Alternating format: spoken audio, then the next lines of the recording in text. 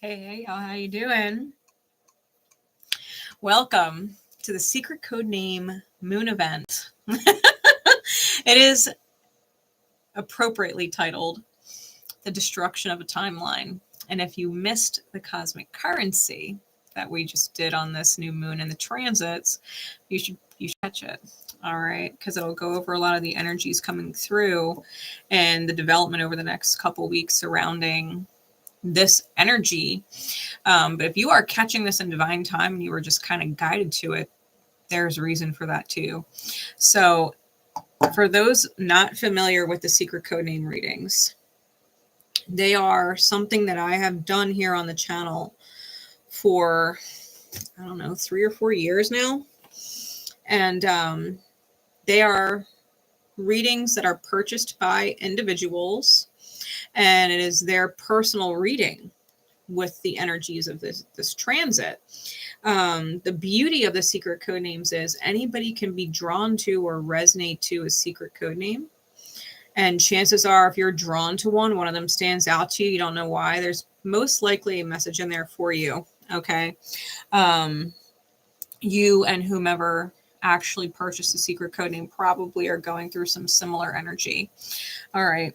So take it however it is meant to be taken for you. Okay. If it doesn't fit, don't force it to fit. You might need to check back that in 2 weeks. It might make more sense. For real. So the secret code names, there will be timestamps in the comments and the description once the live is done. So you can kind of hop, skip, and jump around to whatever secret code name it is that you've been drawn to. All right. The secret code names are Expelliarmus, Rambo, Crocodile Moat, Prince Wolf, 𝐷𝐴, Hibiscus, and Sweetz. All right. Hey, Miss Ruby Jewel, how you doing? Hey, Shaylee. How you doing? So figure out which secret code name it is that you are guided to that stands out to you. All right. Expelliarmus, Rambo, Crocodile Moat, Prince Wolf, 𝐷𝐴, Hibiscus, or Sweetz. We're doing 7 of them today. All right. And we are going to start with Expelliarmus. The decks I'm using, because this is the destruction of a timeline. So we're using the Icarus Tarot to see what timeline is actually being destroyed, right? The kind of keystone energy that is going away. We're going to be using the Wizard's Tarot. All right, Barbara Moore's Wizard's Tarot for some insight into what that looks like. And then we'll be using the Harrow cards to see where your new alignment is. All right. And what timeline you may be moving into. And as special guidance, we're going to be using the Magical Spirit Oracle by Alexis Raccoon. All right. So with that, let me get our timestamps going. Expelliarmus. Now, Expelliarmus is from the world of Harry Potter, and it is a dispelling of weapons spell. Okay. They use their little wands and go Expelliarmus when they want to disarm whoever is against them, right? It's a defensive spell. Okay. It doesn't cause or inflict any pain on anybody else, but it disarms the opponent. Okay. Expelliarmus. So all you Harry Potter fans, I would not be surprised if you were like, oh, that one stands out. I love that. This reading is probably for you. All right. So let's see. What is the milestone or key energy of the timeline that you are leaving behind? What energy is being left behind for secret codename Expelliarmus and those who would be drawn to it in beautiful divine time?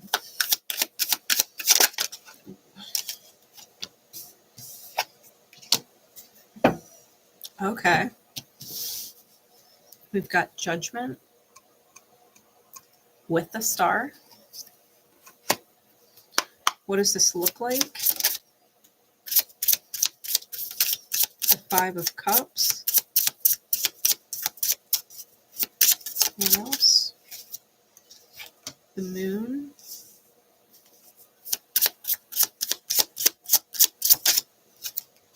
The Two of Swords. Clarities, please. Queen of Pentacles reversed on the Five of Cups. Queen of Cups on the Moon. And the Four of Swords with the Eight of Cups on the Two of Swords. Okay. Knight of Pentacles is on the bottom with the Two of Cups on top. I feel like with the Judgment and the Star card being the main energies out here, the milestone of the timeline that you're leaving behind, I really do feel like it is feeling judged by others as you're going through your healing process, right? As you're starting to do the inner work, as you're starting to stand up for yourself, for your own energy, as you're starting to, you know, make more high aligned choices that feel good for you, the kind of shit you get for it, right? Being made to feel bad or being made to feel like you have to take on poverty in some way, you know, or you felt like you've had to give and overgive to other people to where you have nothing left. I think that you are highly intuitive and empathic with the Moon and the Queen of Cups. I think you are very deep soul when it comes to connecting with other people. And I think that you may have been learning healthy boundaries with soulmates, and it may have felt like it's taken a long time, right? The Knight of Pentacles on the bottom is like a long, drawn out, overly cautious, you know, process to where we are so afraid of what is around the corner that we just don't go around the corner, but that means no progress either. So I think that there has been a very long period of time where you've maybe been afraid to embrace your healing, where maybe you judged yourself for it, where maybe you were kind of at this crossroads in your mind, like, do I stagnate and let it be the death of me? Or do I move on because I don't fucking like it? Right? And I think that the timeline that's ending is that timeline of stagnation, is that timeline of feeling like you have so much to give and have it poured out in the wrong way to the wrong people, you know? People asking you to speak a certain love language for them that is not natural to you, that actually puts you in a state of anxiety or feeling sad. You know, I think that when you change your love language to speak the love language of someone else and they don't return the favor, right? They don't reciprocate and speak your love language for you in return, even if it's not their love language. You know, I think that it's taken a bit of a toll on you emotionally. And I think that maybe you have felt bad or felt guilty for pulling back what you give just because others expected it of you. You know, like people expected you to do certain things for them or expected you to show love to them in a certain way, but didn't necessarily rise up to meet your expectations or your needs. Not even expectations so much as it's your needs. I don't think you've actually ever expected people to reciprocate. I think you always crossed your fingers and hoped that they would reciprocate. And when they didn't, it made you sad. Like, what did I give for then? You know what I mean? Like, what did I give for then? If I gave with my fingers crossed in hopes that you would also give to me and it never happened, like maybe I just need to stop fulfilling the needs of other people if my needs aren't also being reciprocated and being met. Like, instead of doubling down, you know, on good energy given to a bad situation or a low vibratory situation, maybe if they just don't reciprocate, I'm not going to double down on it and try harder. Like, your love wasn't not good enough the first time you gave it. Like, that's not the reason they didn't reciprocate. They fully appreciated you speaking their love language and being there for them in some which way, shape, or form. It's not that it wasn't good enough. You don't need to double down or triple down or quadruple down, you know what I mean, to like get your worth. And I think that's the timeline that's ending. I think you know that if you continued to drain yourself into oblivion for situations and people and circumstances that are not filling you up in return, that you're just simply going to start moving forward and being like, okay, you know, I'm not going to regret the love I gave, but I'm not going to hold my breath for the love that I want, because I'll literally suffocate. It'll be the death of me. Waiting around for certain people or energies to reciprocate, it would be the death of me. It would mentally wear me out. It would emotionally wear me out. It would financially wear me out. It would take up all my fucking time. You know what I mean? And I don't have anything left for myself. So I think that timeline, that story is done.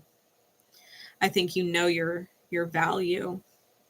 And I think that if people can't see that and meet you there, and at the very least respect you there, that you're no longer willing to entertain it. Right. So what is the new timeline energy look like? What does the new timeline energy look like?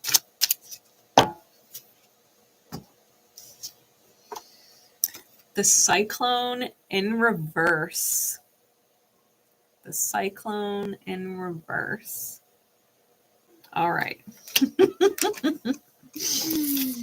So the cyclone is a strength card. In the upright, it's chaotic evil. So in the reverse, the alignment flips. It is lawful good.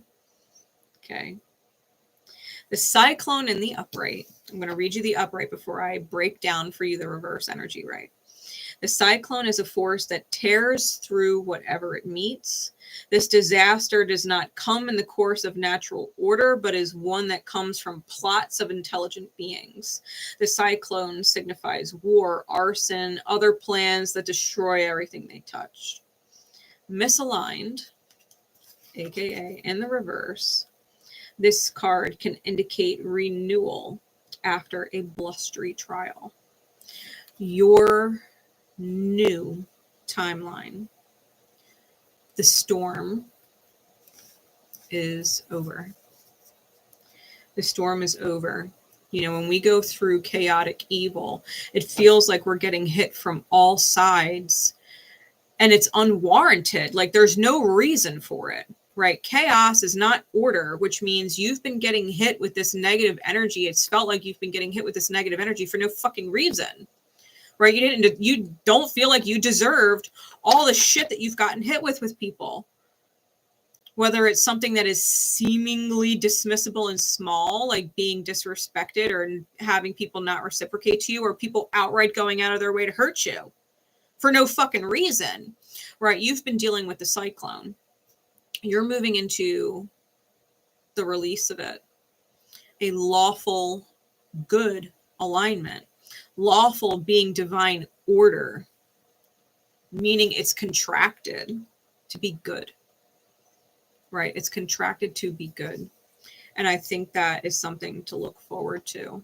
I think you're going to feel renewed in spirit. I think that now that the bullshit is over, and it's over because mentally you've released it. You're no longer tolerating it, right? You're no longer tolerating the bullshit. If people want to start, you know, tapping on your window with that cyclone energy, you're like, you can fuck off today, respectfully. You can fuck right off today. I'm sorry, what do you need? You need me to come outside? What, so you can wreak havoc? Like, fuck yourself. In love and light, go fuck yourself. You know? I wish you nothing but the best. I'm staying right here, or my energy is safe. Or I can keep it to myself. You know, there is nothing wrong with loving other people and respectfully telling them they need to go fuck themselves because their energy is not in alignment with yours and what you want to create in your life. Like, there are certain people I love in this world that are absolutely fucking chaos. They're absolutely fucking evil. And I don't have to come out to play. I can love them and say, but go fuck yourself. You don't have to pick one or the other. Just because you tell somebody to go fuck off today does not mean you hate them and whatever. No, they're healing. They're busy healing, and it has nothing to do with you. It has nothing to do with you. Their healing is their business, and it's not your problem. You know, it's not your job to get them ahead or align their blessings for them or drain yourself for them. It's not your job. You focus on you. You focus on you. I have a feeling that's going to be a theme. I have a feeling that is going to be a theme for these readings. Okay. Guidance card. Let's see. Hey, Katarina, how you doing? Hi, I will sing for you. Nice to see you. The red rose. Yeah, don't worry, darling. You'll find your way. Overcoming obstacles, finding joy, carefree.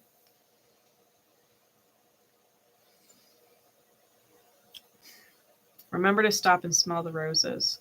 Don't get so swept up in the bullshit that you forget to take a moment to enjoy the beauty of more simpler things, right? Things that are more natural for you to admire. I think that's a good reminder. You will find your way. God help them. They will too. They will too. They will find their way. You are not stuck anymore. You are not stuck anymore. It's like waking up to the realization that you're living in Tornado Alley and you're like, I always get hit with these fucking tornadoes. They ruin my life. And it's like you had the epiphany, like, I could fucking move. I can move to the beach. I don't have to live here and deal with tornadoes. I can go move to the beach. And metaphorically speaking, that's kind of what you're doing with your energy. You're like, I've been living in Tornado Alley and I think I'm just going to move. So you picked up your energy and moved it. You know what I mean? Like, I'm not living in this fucking nightmare anymore. I'm not playing that game. So good for you. Expelliarmus. Good for you. Quite fitting message for your secret code name. For real, for real. All right. Let's get these cards back in here. We are going to move on to secret code name Rambo. Timestamp.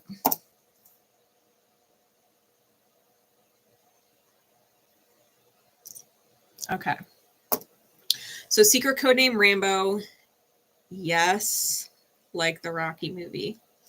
It's interesting because Spirit kind of took me down a road. I heard the word rambunctious and was like, that's kind of crazy. Spirit was like, no shit. But then I was like, Rambo. And I was like, Spirit's like, that's it. So I was like, okay, Rambo. I've never actually seen the movies. There may be something in there for you. It may resonate to you in regards to someone who is a fan, right? Sylvester Stallone, maybe they're a fan. Boxing, maybe they're a fan, right? Fighting, who knows? But I feel like the big thing, at least that I know of about Rocky, because like I said, I've never seen it. None of them. Diligence and determination and practice and never quitting is how you get to where you want to go, right? It's how you achieve what you want to achieve. You know, you put in the work, you put in the effort, you don't give up on yourself. Of course, you become who you become for that effort, you know, and I think that has a lot to do with it. So let's see. Secret code name Rambo and those who would be drawn to it. What is the milestone energy or the keystone energy of the timeline that you are leaving behind?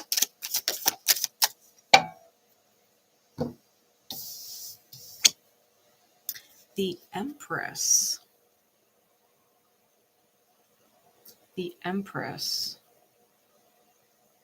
Let's get an idea of what that looks like. Leaving behind the Empress energy. Because to be fair, the Empress evolves into the Emperor, which is after it.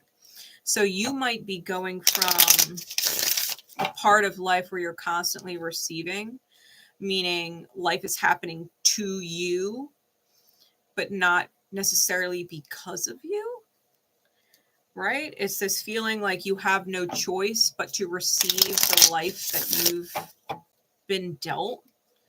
And you might be stepping into your Emperor mode, right? Coming into your masculine power within the self, your yang.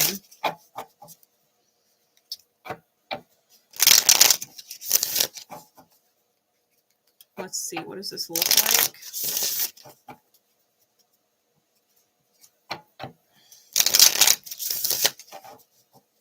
What does this look like? Letting go of the Empress energy.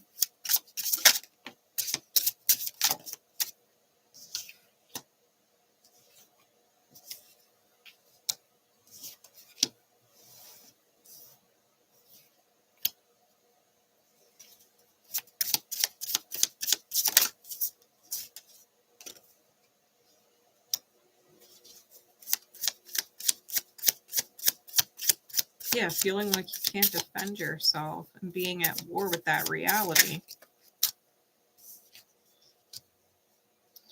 Feeling like you want a certain vision of your life to manifest, but always feeling like it's out of reach. Being the light for everybody else.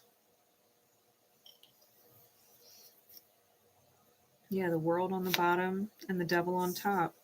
Yeah, you're closing out cycles of attachment.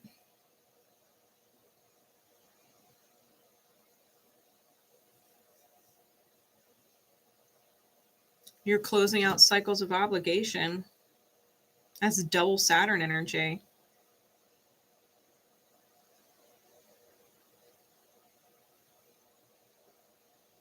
I feel like there is a part of you that has sacrificed so much of yourself for people that you love, for the reason that you love, right? The reason that you sacrifice is because you love them. The reason why you've given up on certain dreams or certain visions or put certain things off is because you were being present, beautifully present for other people because they needed you and you loved them. But I think it's finally your time to shine, where other people are not necessarily the priority and focus anymore, and that those who you've been present for, if they are in alignment with you, would support you in your own path because they wouldn't want to be in the way.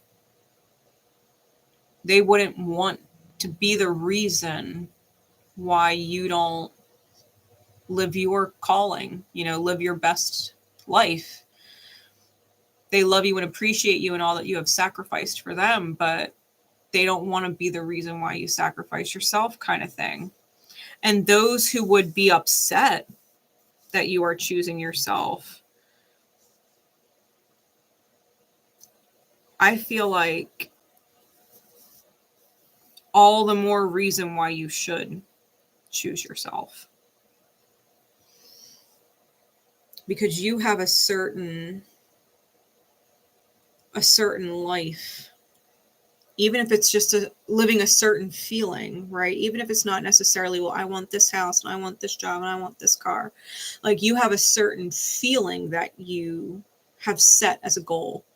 I want to feel stability is the goal. I want to feel happy is the goal. I want to feel stress-free is the goal, right? There's a certain kind of life that you want to live. And I feel like life just happening to you and sweeping you up into the drama or sweeping you up into the tragedy or sweeping you up into the comedy, right? If it's a fucking joke, you know, just getting swept up in these stories of other people. I think that that is the cycle that's closing.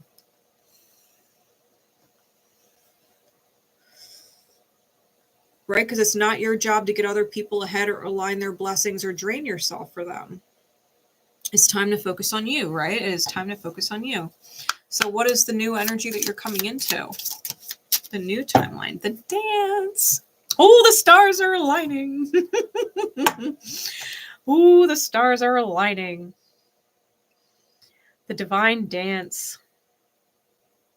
Oh, I love that. Oh, I love that. It's a dexterity card. The dance. It's lawful good. Contracted order. Lawful good. Okay. The dance is a rich and delicate framework that, like the universe itself, requires everyone within it to abide by its rules, lest the entire construct collapse. It advises staying in perfect step, knowing your place in the greater good.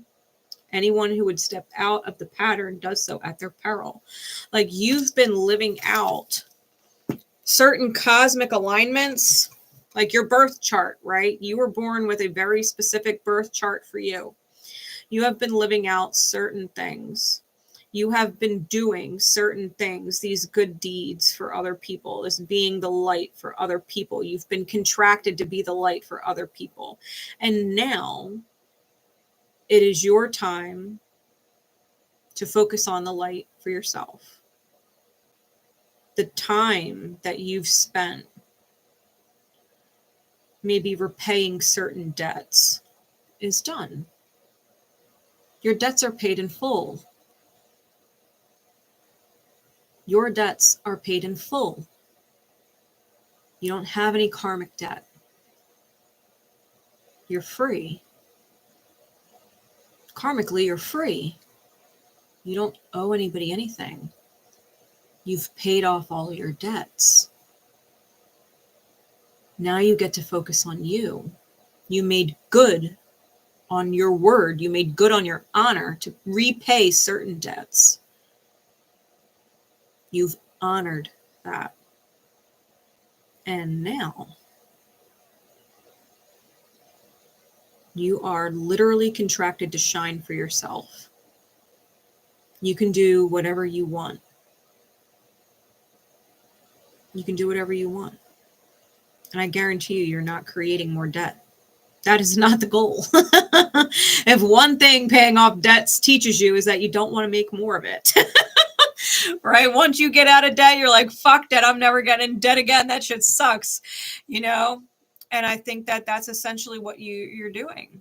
I think you've gotten out of that timeline of repaying debts willingly and honorably, right? Repaying debts. And now your debts are paid. They're paid in full. You don't owe a single ounce of anything to anybody else, and they don't want it. And they don't want it from you because now you don't owe them, which means if you continue to shine for them, they would be in debt to you. They don't want it either. Debt, they don't want it either.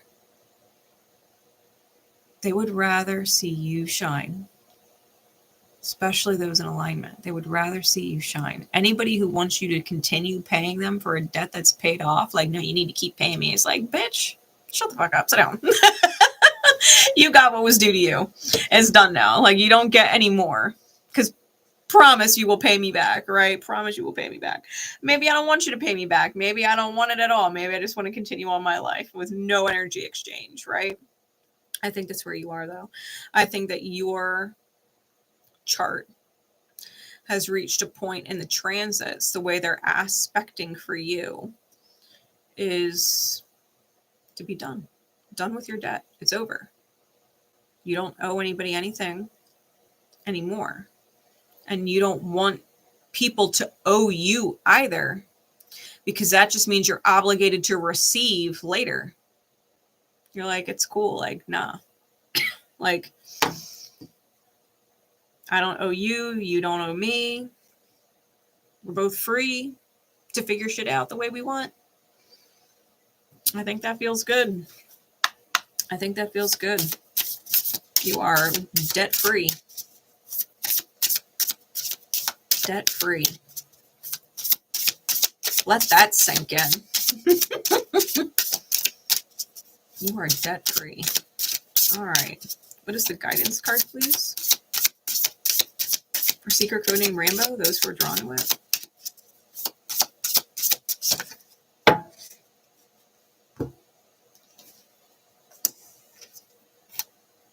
Spirit of the tree. Nature, priestess, inner peace. If you're in need of a lesson, there is wisdom in the trees. It's interesting because trees are always indicative and tied to family. Nature, priestess, inner peace, that is your nature. If you really want a lesson, you do not have to relive it. You, in your light, shining for yourself, can witness the tree. You can witness the tree. You don't have to relive someone else's choices in order to learn. You can simply witness the choices they've made and decide if that would or wouldn't work for you. You know what I mean? A great example would be like my mother married an alcoholic and she was fucking miserable and hated it. I do not need to keep dating alcoholics to realize that it makes me miserable and I hate it. I could just witness that and be like, I don't need to date an alcoholic. I've witnessed that. It doesn't work out well. Matter of fact, it didn't work out well for her. It didn't work out well for my aunt. It didn't work out well for my sister. It didn't work out well for me in the past. Like maybe I don't need to keep reliving that lesson. Maybe I can shine for myself and just witness. I don't need to live it to learn. I can observe. That works for me. That doesn't work for me. Oh, this person made that choice and it works for them and they're happy. Well, maybe I'll give it a shot. Maybe I'll give it a shot. Like, use the power of observation. Use the power of observation. If you're in need of a lesson, observe. Tell yourself you don't have to learn it, right? You don't have to learn it the hard way. You don't need to acquire any debt or acquire any situations where people would be indebted to you. You don't need to learn that way. You can simply watch. This is what happens when someone sacrifices themselves for other people. This is how they feel when they sacrifice themselves for other people. Yeah, I'm not willing to do that. Like maybe it's one thing if I feel guided to and I don't have any expectation of anything in return and they know that they could just pay it forward. They don't owe me shit. They could just pay it forward to whomever, whenever they can. But I'm not going to create more debt scenarios with people. I'm not going to feel obligated or make other people feel obligated in this life or the next, right? If you need a lesson, there is wisdom in the trees. You do not have to live it to learn it. You can witness it instead. Keep yourself debt-free. Keep yourself debt-free. Your debts are paid in full. Your debts are paid in full. You are out of that timeline. Out of that timeline. Good for you. All right.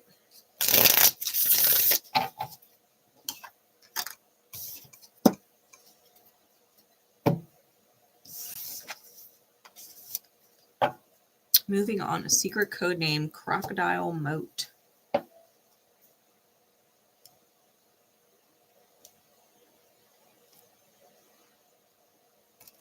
All right, timestamps in.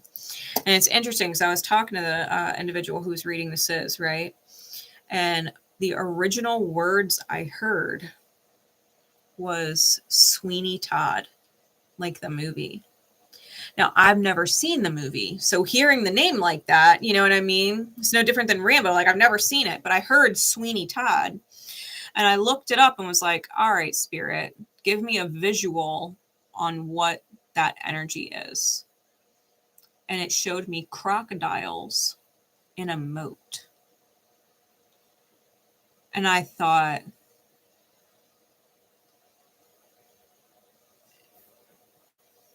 crocodiles in a moat. Moats are a protective tool, right? They're a protective tool.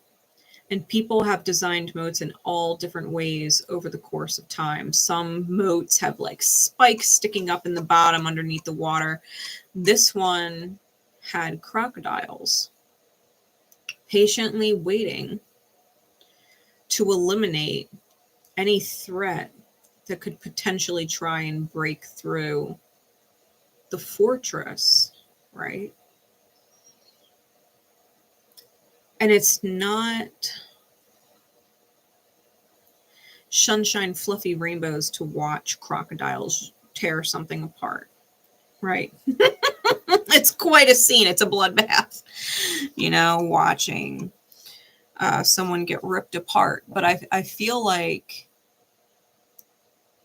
there are certain energies at play just right outside the fortress, and the same things that protect you are the same things that you would never want to enter your world, right? They're outside in the moat. They are not allowed in the castle. So I think that there's some kind of energy at play there in regards to that. Let's see what the milestone energy or the keystone energy is of the timeline that you are letting go of. Secret code name Crocodile Moat, and those who are drawn to it in this beautiful divine time.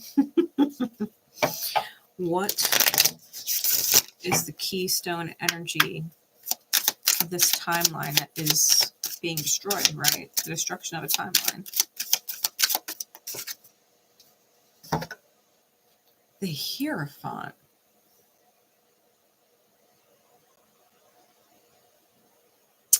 The Hierophant.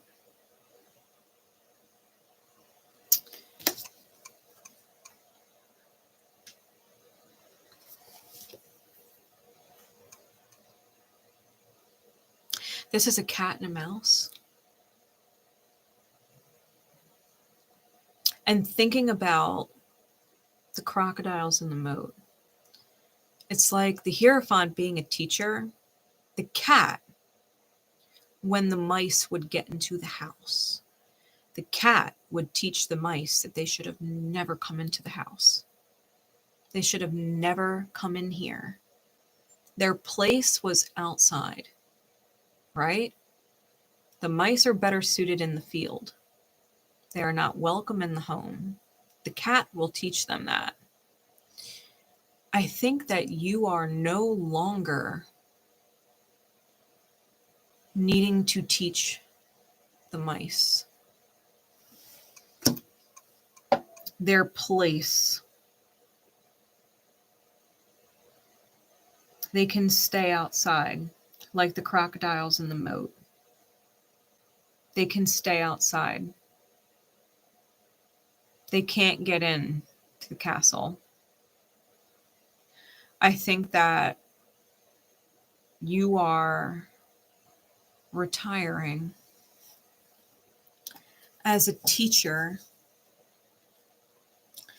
to less educated souls, right? If you are an old soul and you've been teaching these new souls for a hot minute, I think you are retiring. You no longer feel obligated to teach in order to bring other people up to your wisdom level. I think that you have taught everyone that you agreed to teach. And now they and other people connected with their energy bodies are no longer able to exploit your time or energy for lessons you've already taught them. Like, your place is out there in the world. I do not have to keep teaching you, right? I do not have to keep teaching you. I am not obligated to keep teaching you. Like, all teachers at some point retire. They all retire. What does this look like?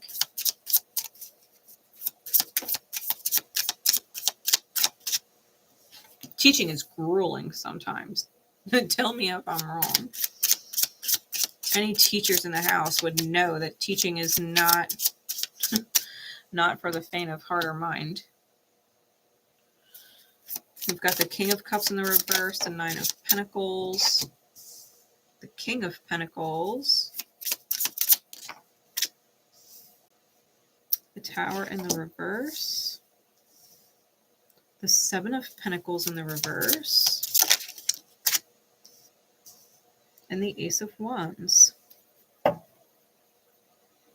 Page of Cups is on the bottom.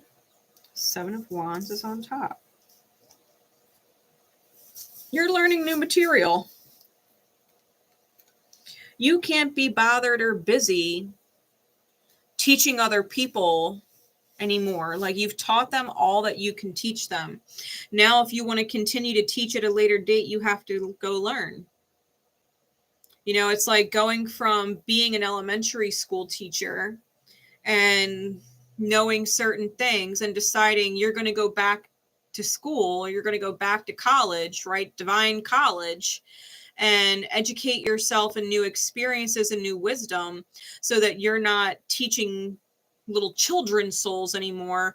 Maybe you want to teach college level students, more elevated or enlightened individuals, and you have the certifications, the licenses to do that now, right? You've gone and invested in your own education. I think that's what you're doing. I think that you're letting people go with the lessons that they needed to learn, but you're defending your right unapologetically to teach new things, to change your path and learn new things, to elevate yourself. You know, I think that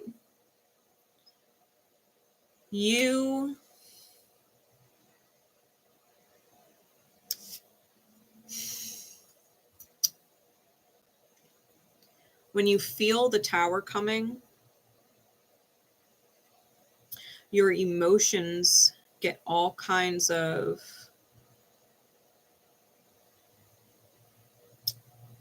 I don't want to say all over the place, because that is incorrect. It's almost like your emotional path gets bent. Like, you express emotions in a very clear and decisive way. And when you feel a Tower moment coming, that path gets bent, and it's like how you would typically deal with emotion gets disturbed.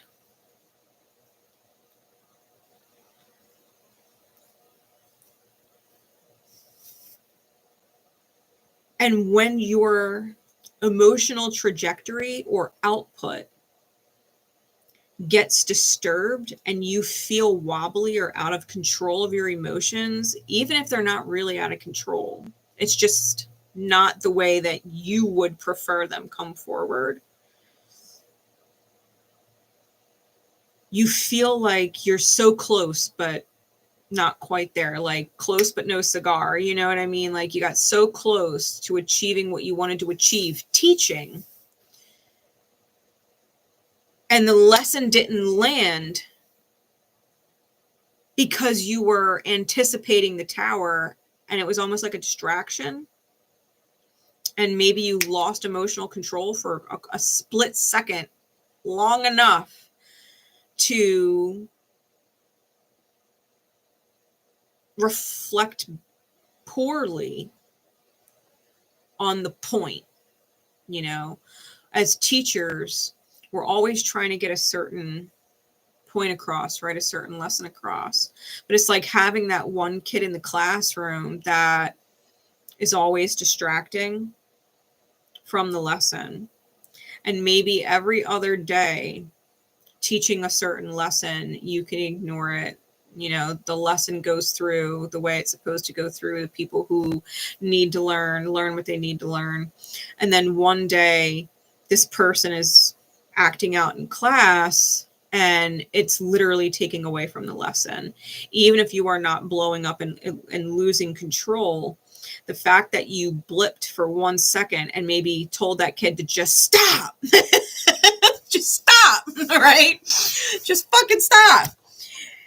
A split second. And now the whole class is just like, oh my God, the teacher just freaked out, you know, and now they're thinking about it for the rest of class and your lesson is lost, right? Because you had a moment where in an attempt to avoid the tower, you kind of lost yourself for a second.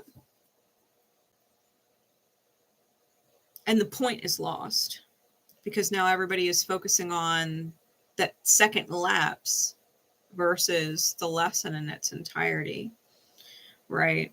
It's no different than being a godsend of a person to your best friend for 10 years and then one lapse from frustration because you're trying to avoid a tower, right? Or help them avoid a tower, that you lose control of yourself and say some shit or do some shit to them that the last 10 years of you being there, it's like it never happened.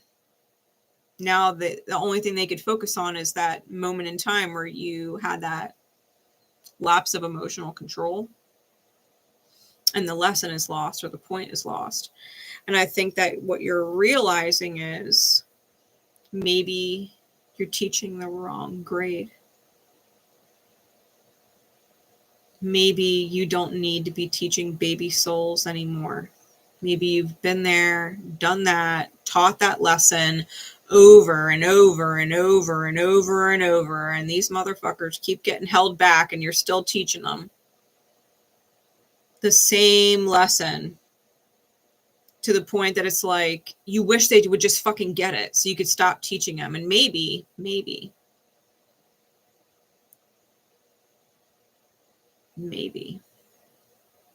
it has nothing to do with the lesson or your ability to teach.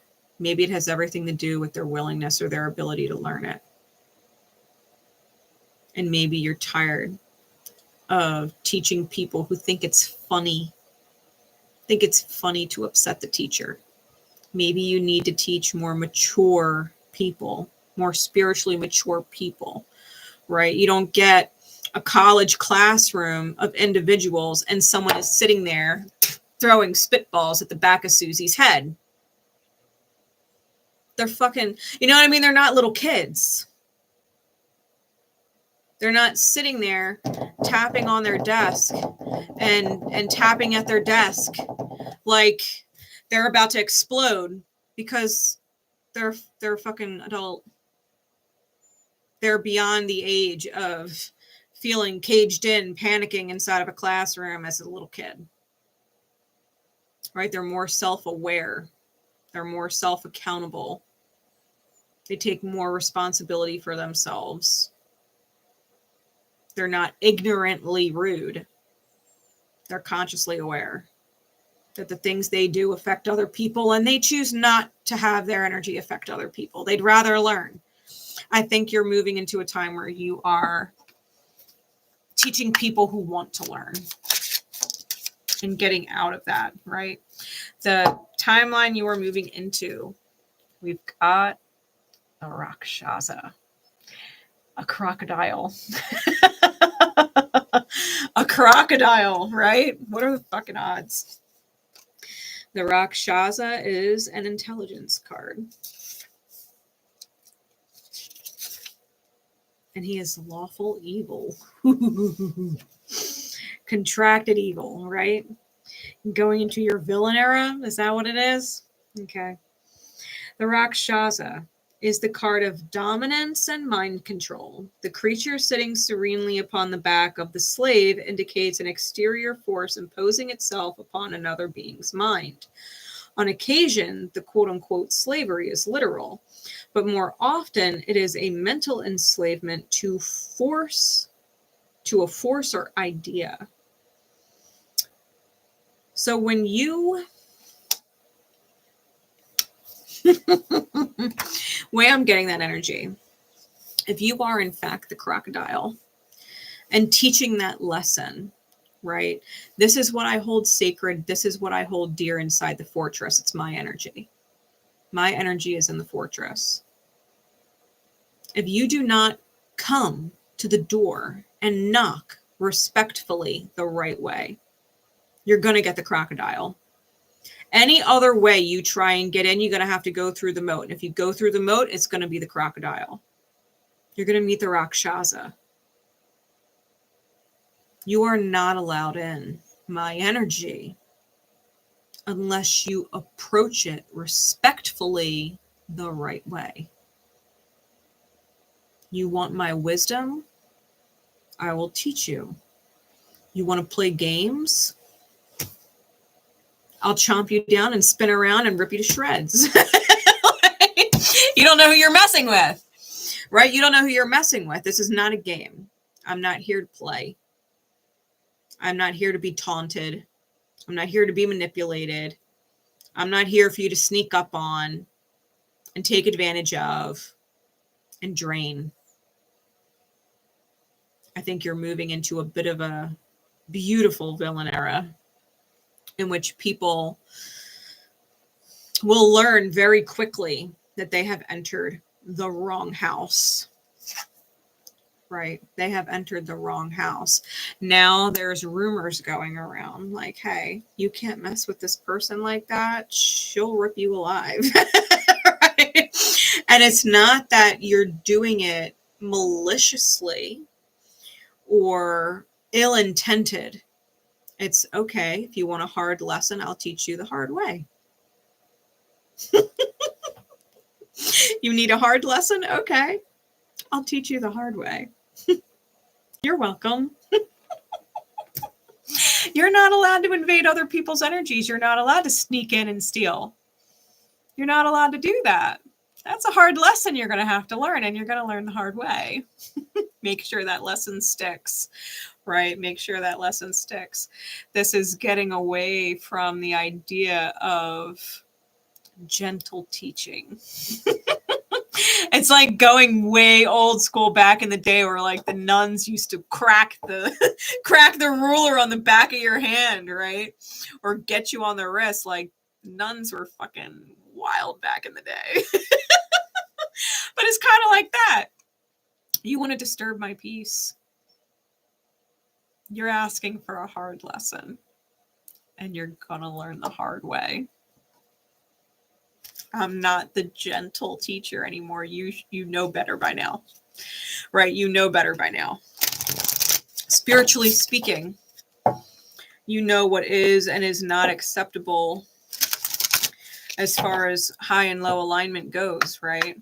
You should know better by now. So if you haven't learned it yet, you're going to learn it very quickly. You're going to learn it very quickly, right? And I don't doubt that you will live rent-free in a few people's minds. Guidance card. Yeah, the Servant Queen.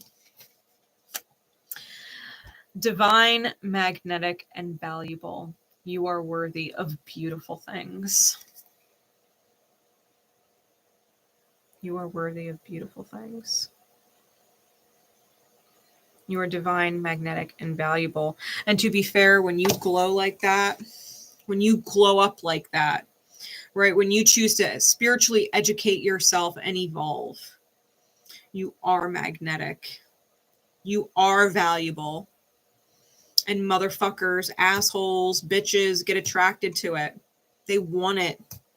What you are is light. What you are is beautiful. What you are is valuable. They want it. They want to feel that.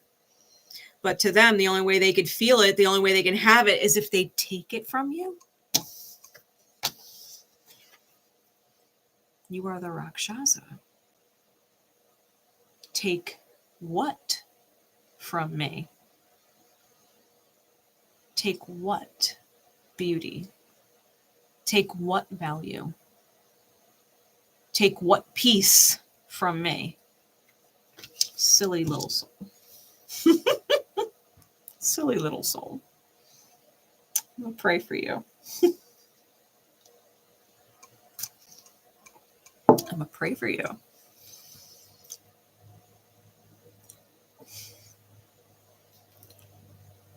Because they can't touch that. Your worth, they can't touch it. People who meet you at that energy will always knock on the door respectfully, and you will invite them in. Anybody who meets you at your level knows to knock on the door and announce themselves and their intention and why they're there in your energy space, and accepts that you may or may not allow them entry, but they will knock and they will respect your energy before they just take it. They'll ask. Anybody who is less than that, who doesn't know how to do that, they're going to get met with a crocodile. They're going to learn the hard way. You will learn to knock before you attempt to just take my energy. I'm not going to try and avoid towers. I'm going to deal them out instead. How about that?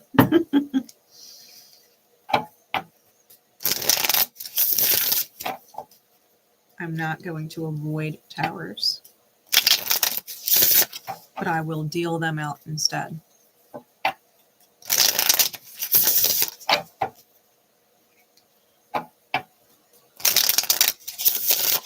People will learn the hard way, and sometimes that is what is required. Everybody learns differently. Everybody has different ways of learning. Some people you could tell them once and they get it. Some people you could tell them 10 times and they don't get it. Some people have to live it themselves. But yeah.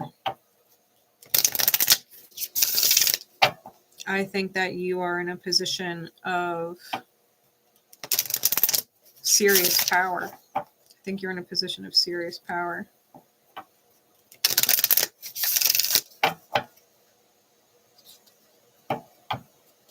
It's going to be an interesting era, not being walked all over. Not feeling responsible to teach the same lessons over and over and over again. I think it's going to be quite a relief. Okay. All right. Secret code name, Prince Wolf.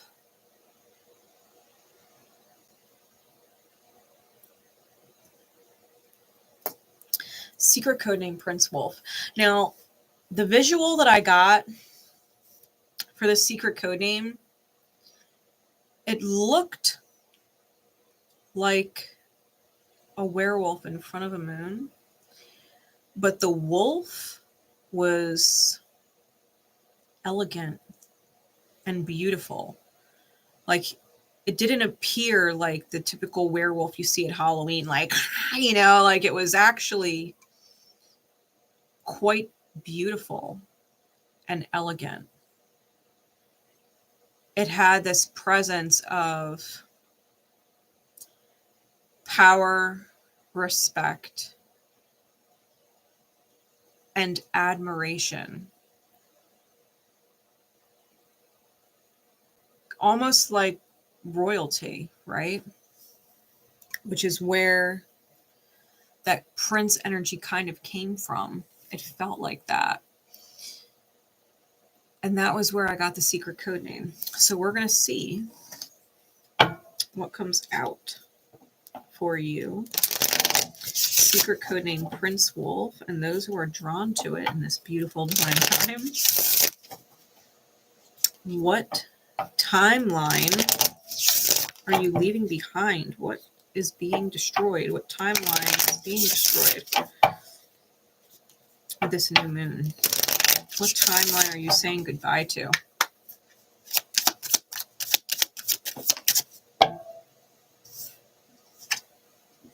Strength. Interesting. Saying goodbye to the lion and hello to the wolf. Ooh, it just reminded me of Game of Thrones. The lions being the Lannisters and the wolves being the North, right? The Starks. Ooh, are you heading into your Stark era? Are you saying goodbye to the Lannisters energy? Interesting. Interesting. Maybe you've always been the wolf and had to play with lions. And so it's almost like wearing the lion's skin, right? Wearing the lion's skin, but not truly being a lion. Kind of like Ned Stark was playing with the Lannister name. Like, even though he was King Robert Baratheon, like his hand and his friend for years, like Robert was married to fucking Cersei Lannister. You know what I mean? Playing with Lannisters. And I think that it's remembering you are a wolf. You are a wolf. And deserve a Prince Wolf kind of energy, right? Let's see. You can even say it's Jon Snow. Let's see. What does that look like? The release of this timeline. The Eight of Wands. The Five of Cups reversed. The Strength card out twice now. And it looks like Daenerys. I shit you not. I shit you not. I wonder, tell me if you're a Game of Thrones fan. Really?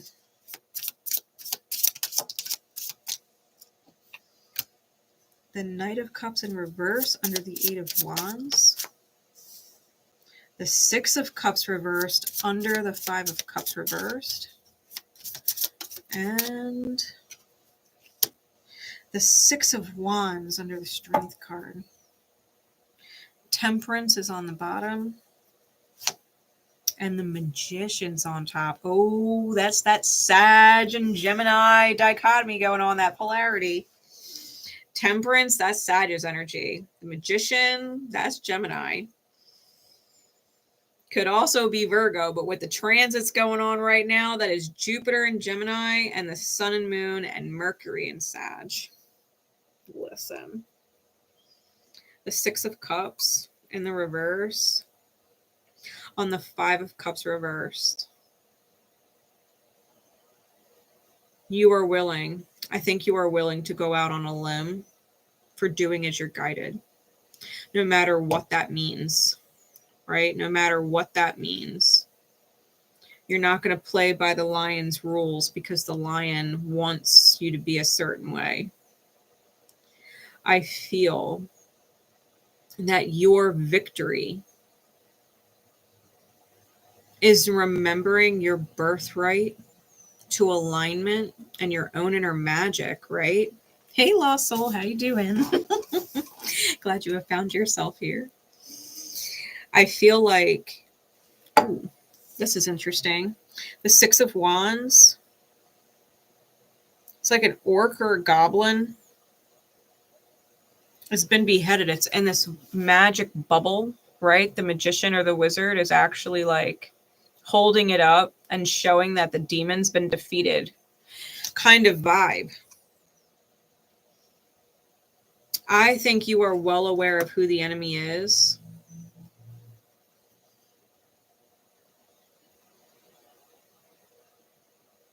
And what you stand for in integrity And those who would be misaligned with integrity, I think you have no problem exposing the lies or exposing what is wrong, you know? If it's wrong, it's wrong. Like, you can't make it right and pretend it's okay. You know, like Ned Stark knew that Robert was not the father of Cersei's children, right? Joffrey and Marcella and Tommen. They were the children born of incest between Cersei and Jaime. And he was not willing to turn a blind eye to it. Like, he respected the throne and the order that was meant to transpire, right? Cersei's children had no place on that throne because they weren't Robert's. And if Robert has no rightful heirs, then when he passes, the throne is essentially up for grabs.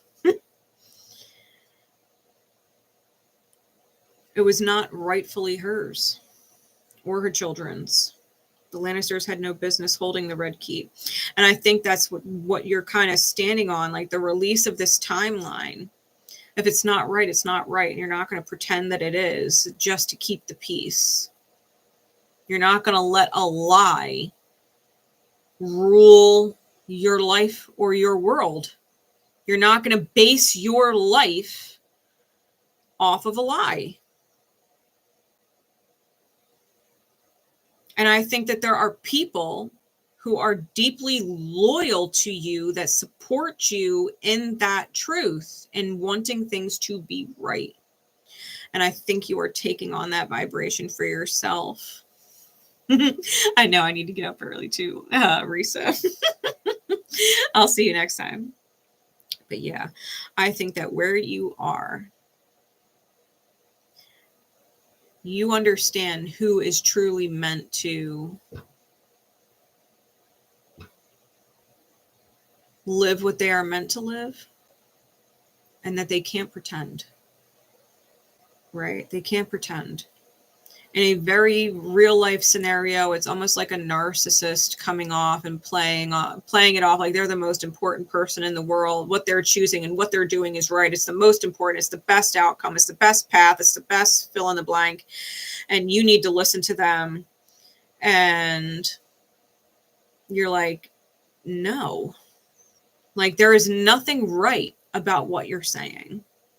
There is nothing in the good of the world with what you're saying. It's good for you, but it's not good for anybody else. It's not right, right? I think that you are standing in a place of integrity. I think that you are done blending in or turning a blind eye to certain things. And I think that is very respectable, you know, from a spiritual standpoint.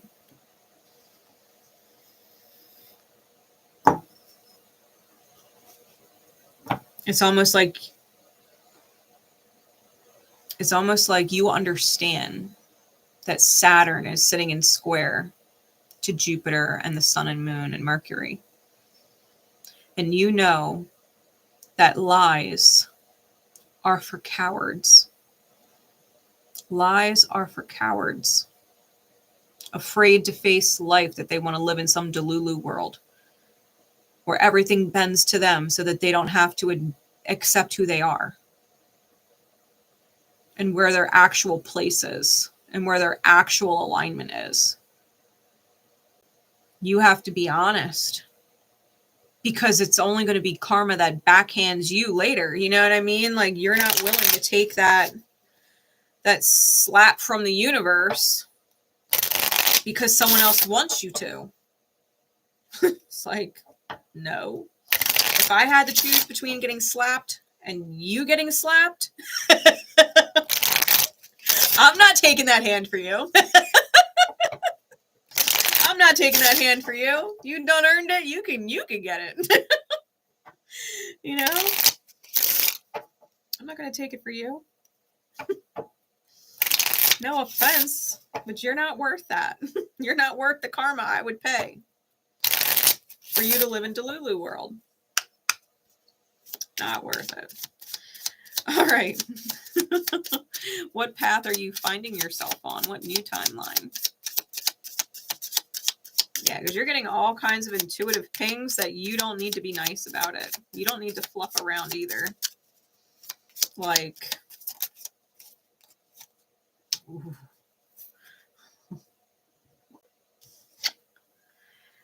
We got the twin. Talk about Gemini and energy. This one's got a knife behind his back. The twin. It's a charisma card.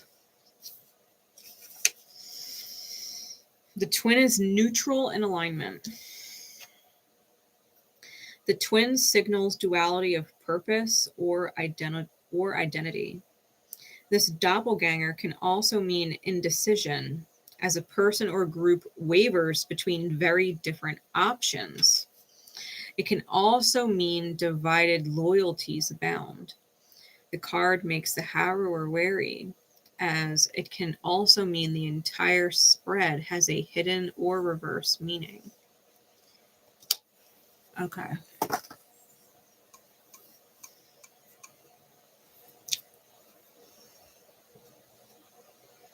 When you're dealing, I'm just going to put this right out there. This is understanding your power. It is not to be taken lightly. It is to be taken with a great deal of responsibility. We all have this kind of quantum entanglement with another soul, okay? When we're dealing with our twin, we are equal opposites. Equal opposites. If you are living in truth, they are living in lie. If you are feeling your strength and sovereignty, they are feeling weakness and codependency. If you have allowed yourself to pretend that someone is not who they are and that you must be there for them, it is probably because they are in the complete opposite energy, where they are very clear on what is going on and they are not there for you,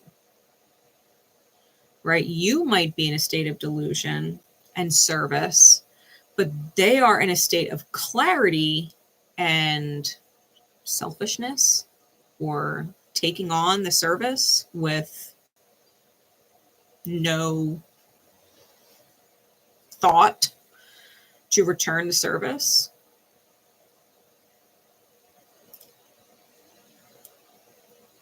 If you step out of delusion and into clarity, if you step out of pretending and into truth, they will find themselves in the other energy of feeling delulu or having to acknowledge their delulu and the lies that they are telling themselves and other people. They will be forced into that energy. If you find yourself in a state of abundance, they are likely going to find themselves in a state of financial strain. If you are around people who feel light and feel good to be around and you're grateful for them in your life, and these are the people that you choose to surround yourself with, because they are your equal opposite in quantum entanglement with you, they are going to be surrounded by manipulative people. They're going to be surrounded by people who take advantage of them, people that they are not grateful for having to deal with, right? and knowing that it's okay. It's okay. The more you thrive in your healing, the more you choose your light, it is going to send them down a path where they are forced to see inside their darkness, forced to live there, because it's warranted. It's warranted. If you're single, they're probably in a karmic relationship. The minute you end up in a very healthy, long-term, stable relationship, their karmic relationship is probably going to crumble and fall apart or be on thin ice. The quantum entanglement, there's no coincidence in that. There's justice in it. There's justice in it. Okay? You have to be okay with your thriving. You have to be okay with your empowerment, because at some point it was the other way around. And you being in your lowest of low with them while they were thriving off of your energy, at some point the balance has to tip the scales. At some point they're going to be learning the same lessons you're learning in a equal and opposite mirror. The narcissist has to learn empathy. Just like the empath needs to learn sovereignty. That it doesn't matter. It doesn't matter if they don't like what you choose. You have to like what you're choosing. And you can find balance in it. Being in both ends of the spectrum, right? You know what it's like. Let's just use the example, right? To deal with a narcissist, and how awful it is to be around someone who truly does not care how their actions affect you. You also know what it's like to be the empath and how deeply it hurts to have no boundaries. So if you learn to meet in the middle of those two worlds, where you consider yourself, and it doesn't really matter how other people feel about it, but also being in complete consideration of other people while having healthy boundaries, when you find yourself in that beautiful middle, your equal and opposite quantum entangled person will also find themselves in the middle, whether you are in each other's reality or not. And the reality is, if you find yourself in the middle, that beautiful center, right? That state of being centered, where you can consider other people, but also consider yourself, where you have those healthy boundaries with people and take other people into consideration when you make choices, but not to your detriment, right? Or necessarily with the intention to be of their detriment, right? You're not taking advantage of people. They are going to be put in a situation where they are also centered. And that creates the best ripple collectively. The two of you serve very different kinds of people in very different kinds of ways, but you are both of highest service when you are in the middle. And you can bet your ass that if you're in the middle, they are too. And they are serving better in the collective scheme of things, where they're at now, because y'all crossed paths and had that experience with each other. I think you not pretending forces another into lessons where they have to learn that they can't pretend without consequence, right? Just like you kind of did the same thing. You couldn't pretend that you were happy while you were suffering in service to them. You couldn't pretend that it didn't hurt. They're learning it too in opposite ways. Everything is equal and opposite. You are seeing the reality of the duality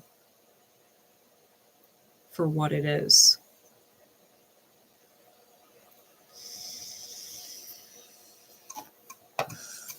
What is the guidance? What is the guidance, please? Secret code name, Prince Wolf.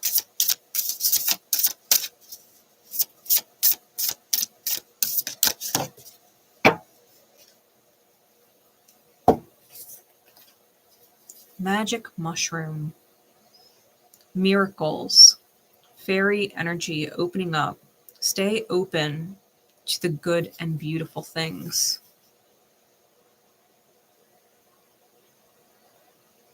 Stay open to the good and beautiful things.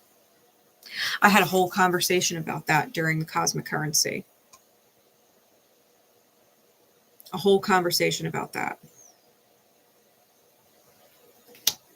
Life and the unfortunate circumstances of meeting our quantumly entangled soul, right? Our twin, our equal and opposite energy, never made me bitter. I didn't turn into him, right? Which is interesting because I had a conversation with my twin.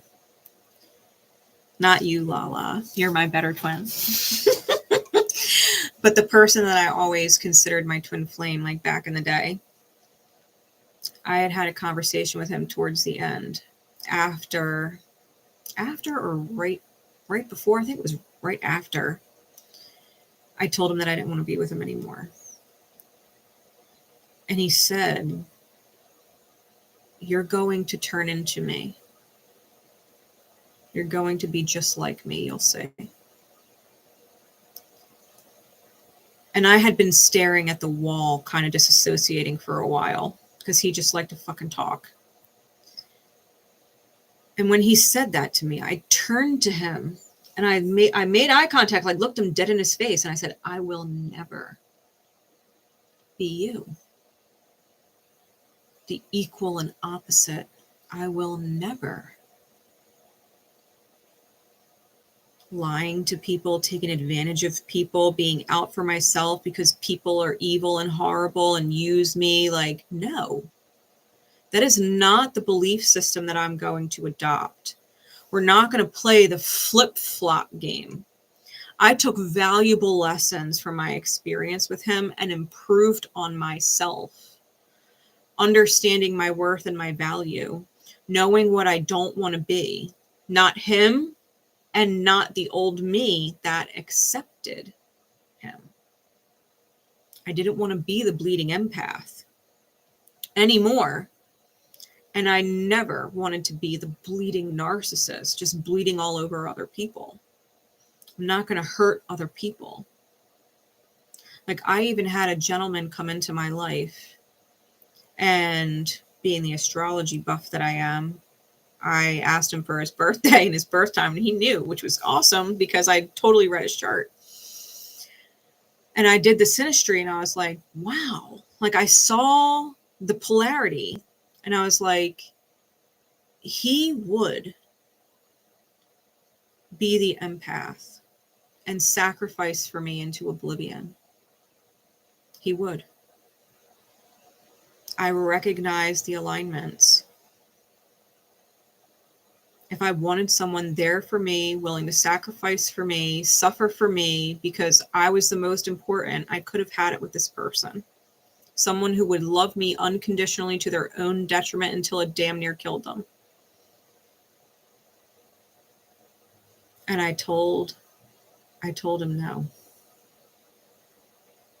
Because I knew that that would be the polarity. I knew that who I considered to be my counterpart was in a karmic relationship where he is martyring himself into oblivion, and I refuse. I refuse to be the narcissist. I refuse to be the person who takes advantage of someone else.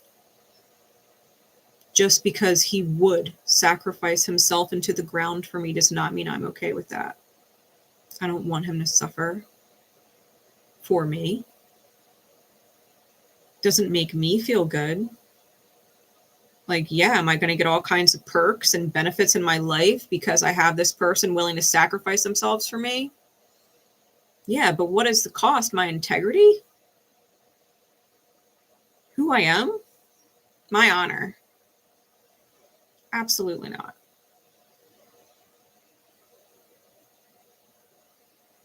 And I let that path go. I said, I'm not going to play this flip-flop game. I am more than that. I am more than that.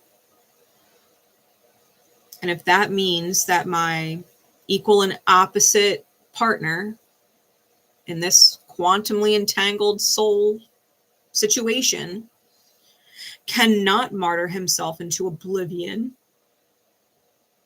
then so be it. Then he will live in a very equal and balanced reality.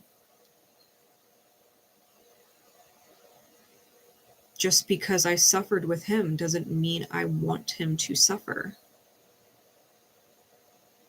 I want him to heal. That was always the intention, happiness and healing. It didn't change. And I think that for you, Prince Wolf, that you opening up to the beautiful things of life outside of the polarity, outside of the pendulum swinging from one far side to the other, is a beautiful place of stillness in the middle. And I think that you are finding yourself more than willing and able to hold true to that center in the middle and seeing those kinds of beautiful miracles unfold when you are open to what is good. Anything on the extreme side in either direction is never fun. There's always some crazy fucking lesson, right? On the extreme ends of things. But to truly find center, I think you have found your peace there.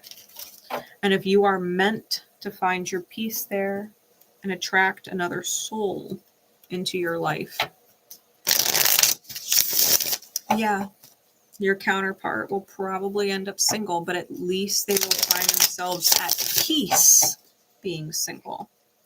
And that might be what they need the most, especially if they've been codependent and afraid to be alone and insecure this entire time. That might be the ultimate path or journey that they end up on, right?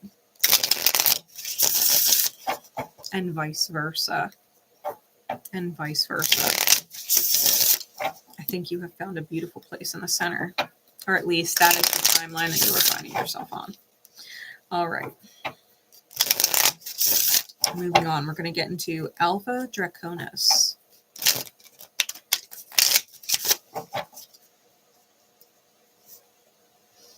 Timestamp.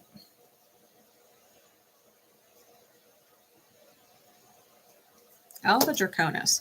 And it's interesting because I saw a similar kind of respectable and honorable energy, but it was a reptilian. And I thought, how interesting. So I looked up, or rather asked Siri, where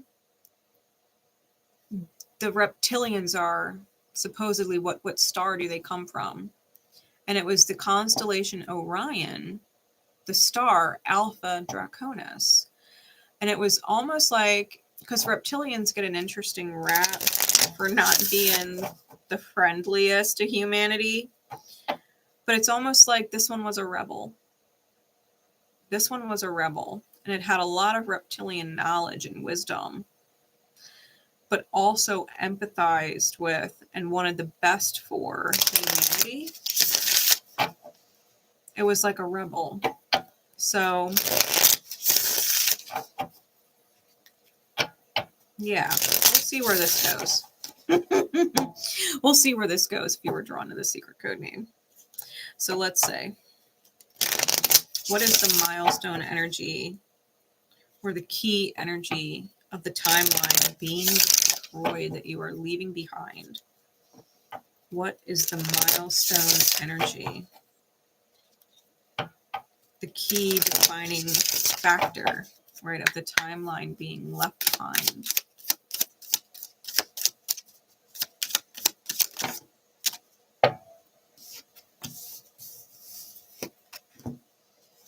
The High Priestess and the Strength in reverse.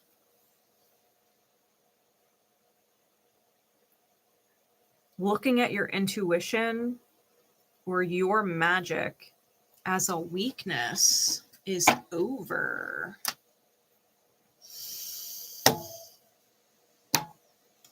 That's over. What does that timeline look like?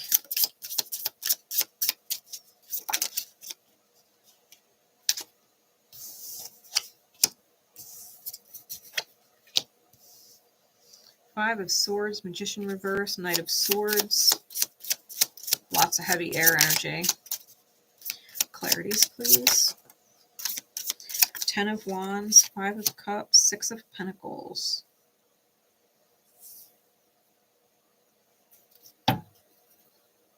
Ten of Swords is on the bottom. The Moon is on top.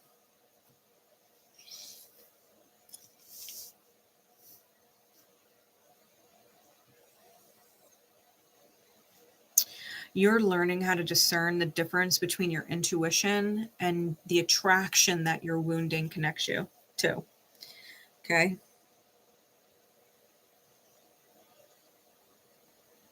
I think your wounds, right? Your wounds, your 12th house stuff, right? Your Chiron stuff, your Lilith stuff,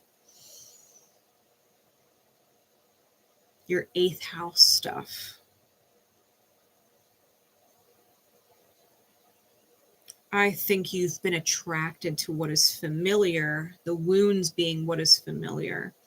And you've been telling yourself, well, my intuition feels like I'm connected to this person, feels like I have to be there for this person, right? You were mistaking your intuition for wounding and familiarity.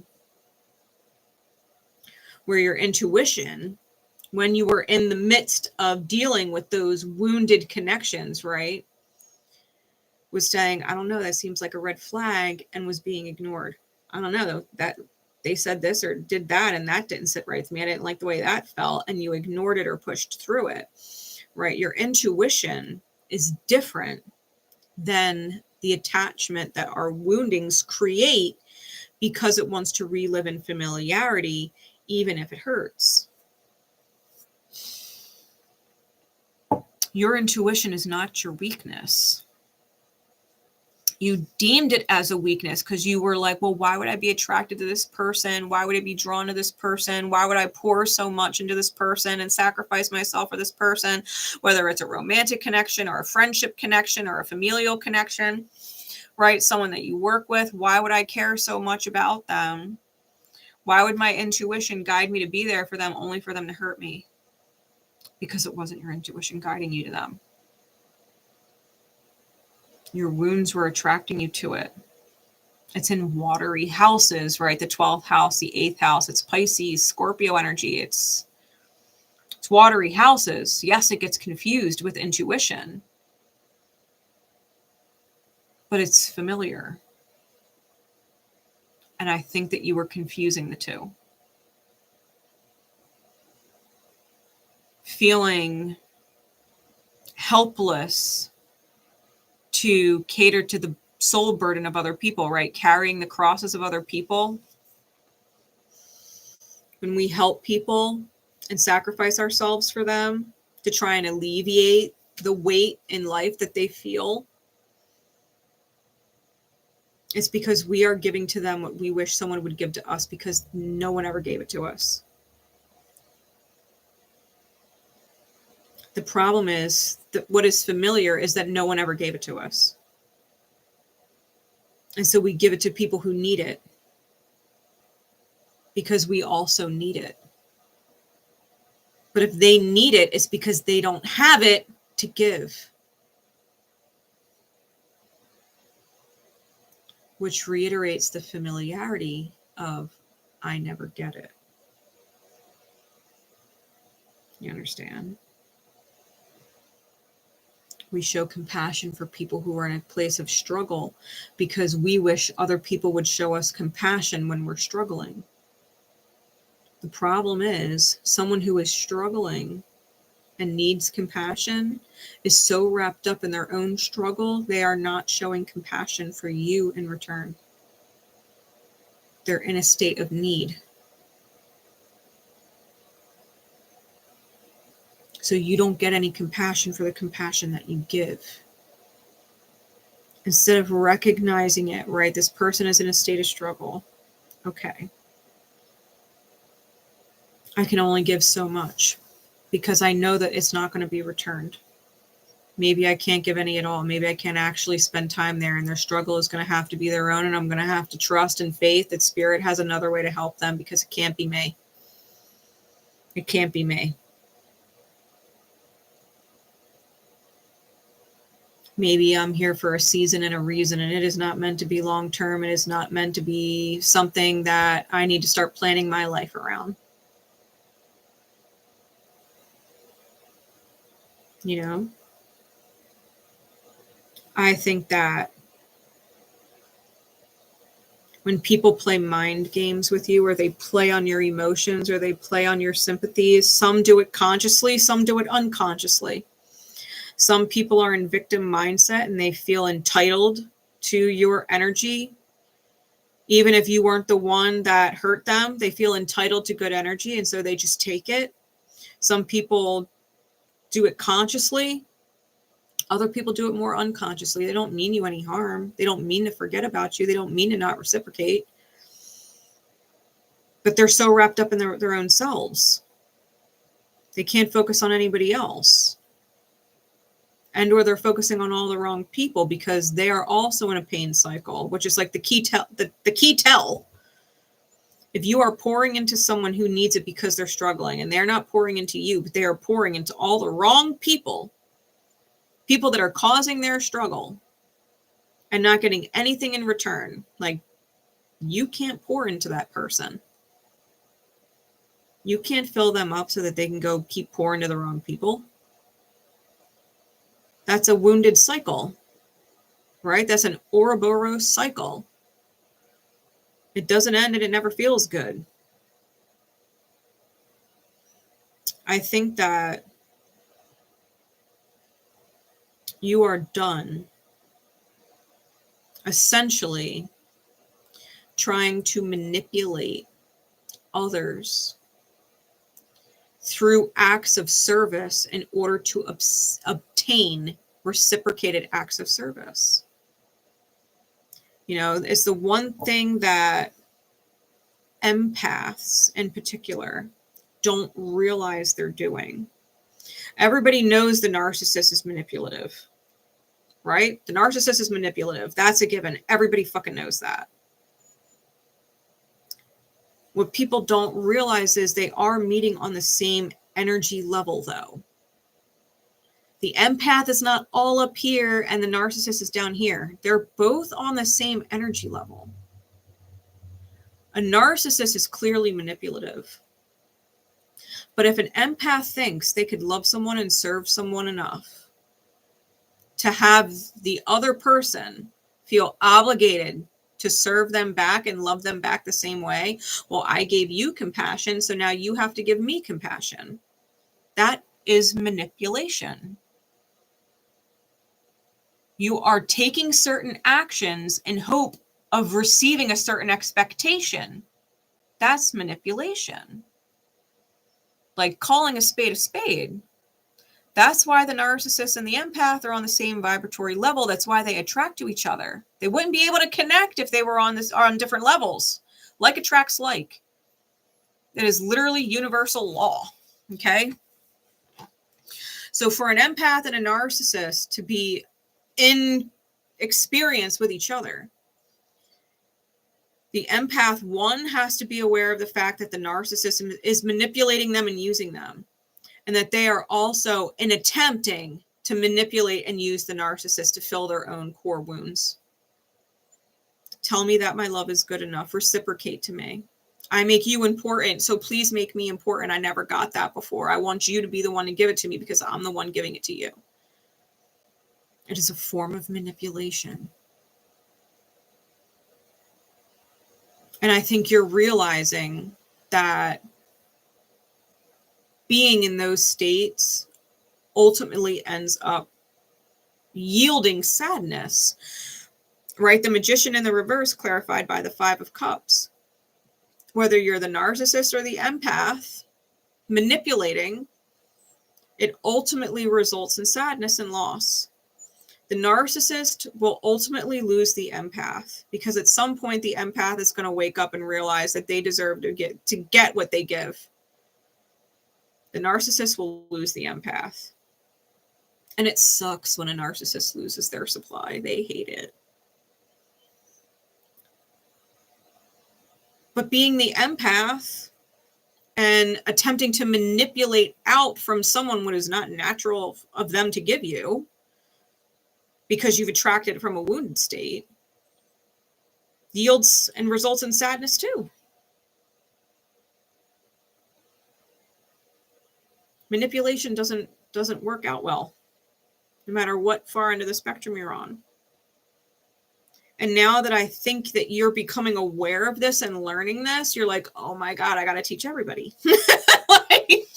I got to teach everybody. You know what I mean? Like, and I want to live inside of this reality where people either are what I need them to be and want them to be, and I either am what they need from me or want me to be, or I'm not, or they aren't. There is no manipulation. People either fit like puzzle pieces or they don't. You can't force a puzzle piece to fit somewhere it doesn't belong. You can't. You can't force an empath to be happy with a narcissist. No different than you can force a narcissist to be anything other than what they are for the empath. The puzzle pieces don't fit. People want them to fit. They try and manipulate the piece to fit. Well, let's break this piece off. Let's stick it here. It doesn't fit. It doesn't fucking fit. I think you're realizing, right, that your intuition is not your weakness. It is your strength because it tells you that's familiar. That's familiar. You're attracted to it and drawn to it for a reason. It's familiar. Why don't you just sit back and observe before you let yourself get caught up or you run away with yourself? Why don't you just observe them for a while? You could feel that attraction to them, that draw to them, partner, friend, or otherwise, coworker. You could feel that draw, that pull to help them. Can you keep yourself in check long enough to observe? Because I guarantee you the red flags are going to go off. Your intuition is going to know it and tell you that was the red flag. That was off. And you're going to be like, I understand the pattern. I understand what being drawn to it like that feels like. And I'm never going to just let myself dive headfirst into situations and energy like that again. It results in sadness. It results in sadness. It results in this Ten of Swords energy where you don't get what you want. You don't get what you want. One way or the other, right?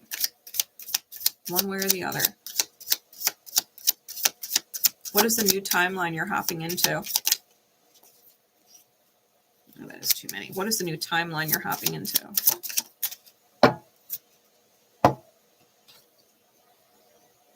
The Foreign Trader. And it came out in the reverse.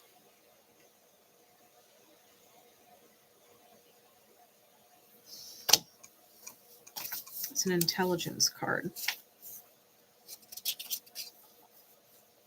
And it's neutral. So upright or reverse, it doesn't matter. It's the same energy. So it says, the Foreign Trader is the card of spies and peddlers alike. Any who trade in information are subject to this card's influence. A bargain made under this card's auspice always concludes true, but the ramifications of the pact might be shocking for those who do not understand its implications. This is exactly what I was talking about. That observance, right? Spies and peddlers alike. They trade in information. What you mean, you say what you mean, and you mean what you say. If you make a deal, you'll hold up good to it. Respectfully, other people will do the same. The pact is the pact. And if people don't understand that,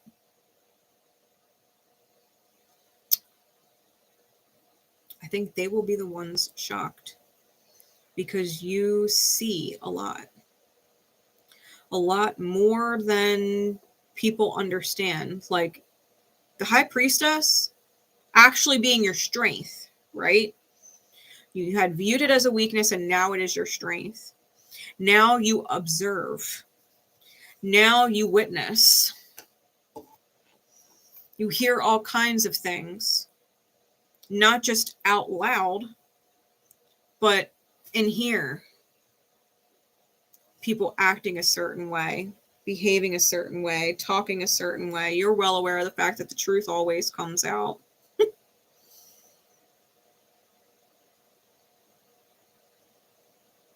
I think you are more willing to take in information.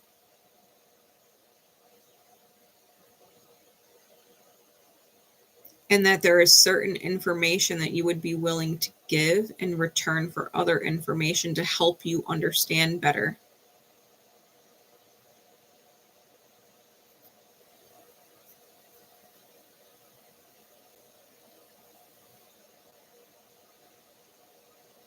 It's almost as if you are, it's like when people go to the gym, they have leg day, they have arms day, they have like cardio day, right? They have weights day, or whatever they do. I don't know, because I don't go to the gym. Okay. But they have these days where they work out different things. It's almost like you've chosen to work out your intuition. That's what you're working on. You are exercising to improve your intuition, which means you are taking observation of things, you are listening to things, you are reading into things, right? And you are willing to trade certain informations to gain other informations because you're testing your intuition.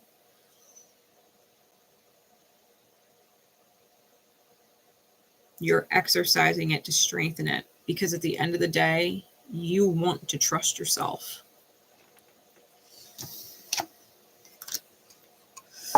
You want to trust yourself. So you're exercising it. Seeing if you're right. Seeing if you're right about people. Who is and isn't in your corner? Right? Who is and isn't in your corner? We've got 2 cards for guidance. The Witch and Truth. I wasn't always like this, you know. I had to create who I am. The creatrix, the lotus flower, and free will. That which is true will always be enough. Honor, empress, and integrity. You utilize truth magic.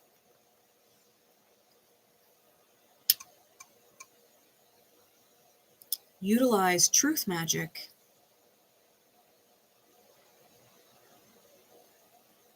What a power to wield if you can understand truth magic.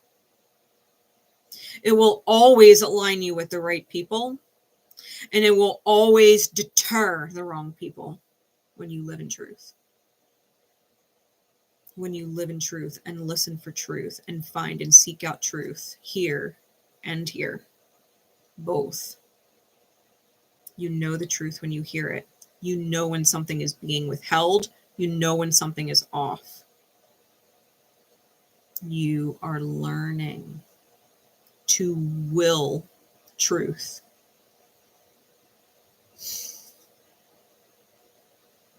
I wasn't always like this, you know. I had to create who I am. You did not always live in truth. You lived in familiarity. Now you're recognizing familiarity and choosing to live in truth. Big difference. Big difference. Truth magic. The truth will always be enough. Always. The truth is never not good enough. The truth is always perfect. It really is.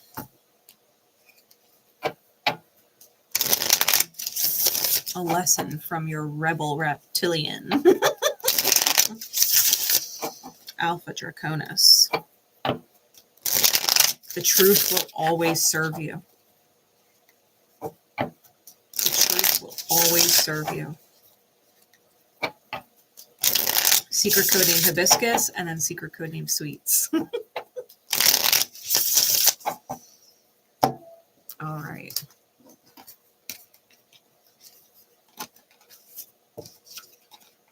Timestamp for Hibiscus.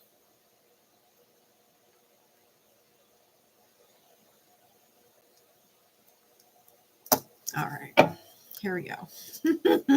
Let's see. Spirit, please. For secret code name Hibiscus and those who would be drawn to it in beautiful divine time.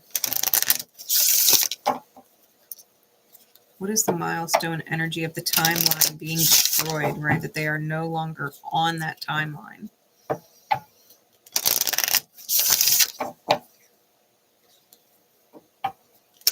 What timeline are they leaving behind? What is the milestone or defining energy of that timeline?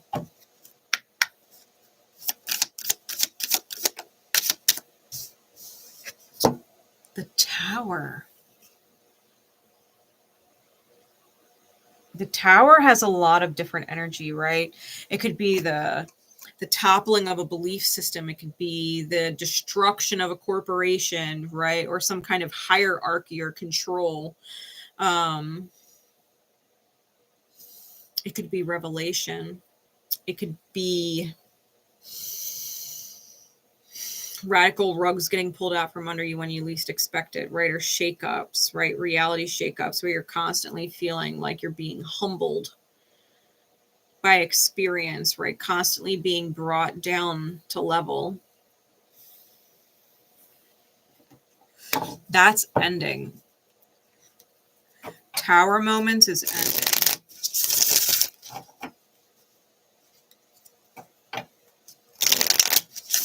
I also feel like it's like a divine humbling, but it's almost like letting go of the timeline where you feel like a failure because you're constantly being humbled by spirit, like the mistakes that you've made, right? Or the missteps might be a better word to say that, because you weren't making mistakes, you were learning lessons. And so in that lesson learning process, you were misstepping, you know, or stepping out of that divine straight and narrow path. And every time you did take a step outside the path, it's like getting hit by lightning. It's like, can't do that, you know. And it's probably been a bit of a trial, you know, trial by lightning,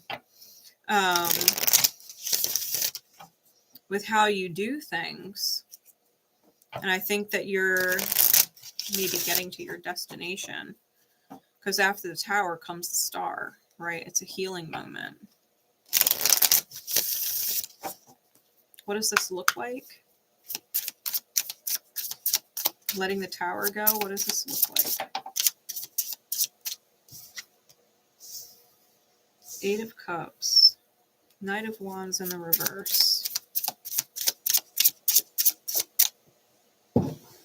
Ooh. The Chariot. Clarities, please.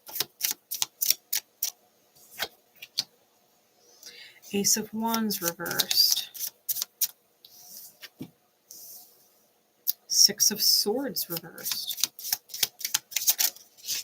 Whoa.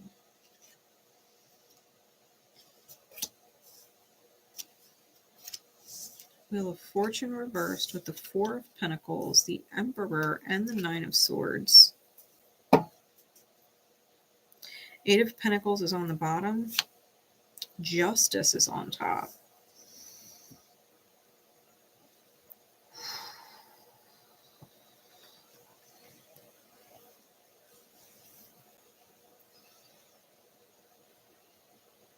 I think that there have been moments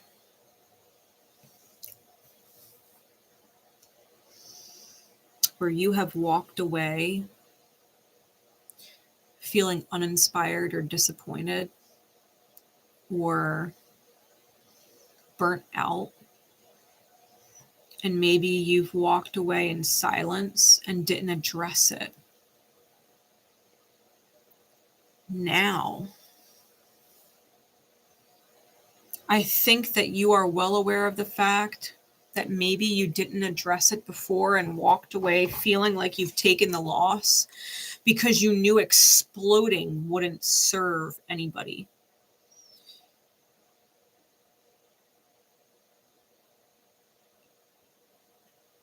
But now,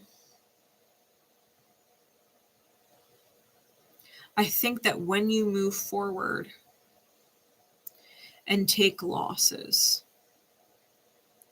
it's almost like taking the lead and expressing how someone else maybe put you on a bed of knives and told you to be still. And you're going to keep them out, right? Barring the door shut.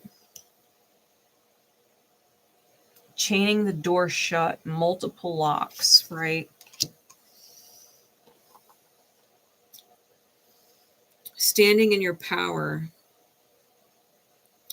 And maybe instead of you walking quietly out the door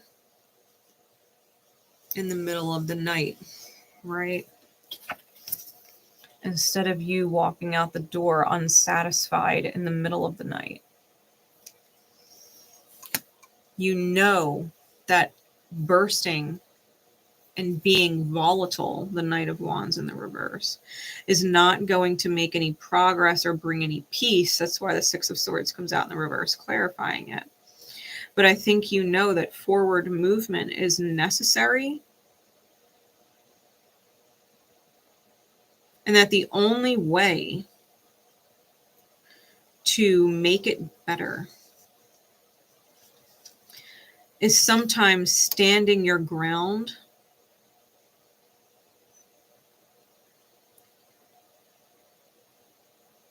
and keeping them out, right? Instead of you leaving, it's barring them out.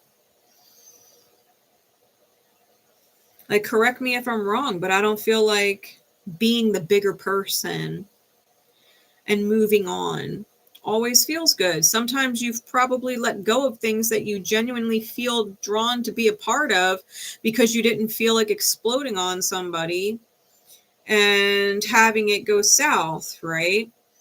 And so you just stayed quiet and kind of left the situation where it's a little different now. It's like them trying to come back in the door in the morning and you're like, you are not allowed. You're barred out. I'm not going to leave because you made it unfulfilling and uninspiring to be here. I'm just going to not let you back in. It was great before you got here. It's going to be great again once you don't come back. Like, I shouldn't have to leave every single time someone makes my world less than. And I think that's maybe why you kept getting hit with the towers, right? Those tower moments. Feeling like, you know, you have to be the bigger person and just kind of walk away, when really it's like maybe you just need to stand your ground and bar them out. Like, no, you're not allowed back in here. No. I'm drawing a line, and I'm not going to not be here because you want to show up. You can't show up now. I'm going. I don't fucking want you here. You know, wherever here is in your life.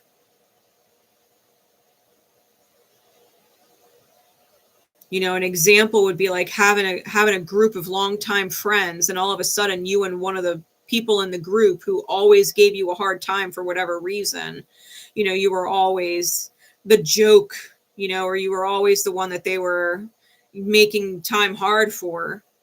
And it's like, I'm going out with all of our friends and I've told everybody I don't want you to fucking come because I don't like the way that you treat me. And I'm going out with all of them. You're not coming. You're not invited. Because this is the way you treat me and I don't like it. And I'm not going to not go out with my friends who I love, who treat me well, because you decide to show up and ruin it for me. You're just not welcome anymore. You're not invited. You know, another example would be like maybe an employee.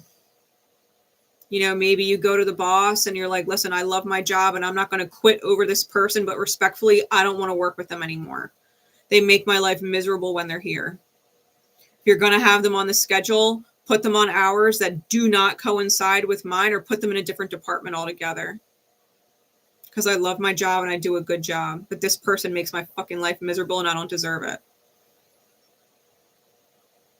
They're not welcome in my energy space. I'm not going to share a shift with them, or I'm not going to work in the same department with them. Figure it out. Respectfully. Because I don't want to leave. I will if I have to, but not without holding my power and speaking my truth. You know what I mean? Standing up for yourself first instead of just leaving quietly. Taking the losses.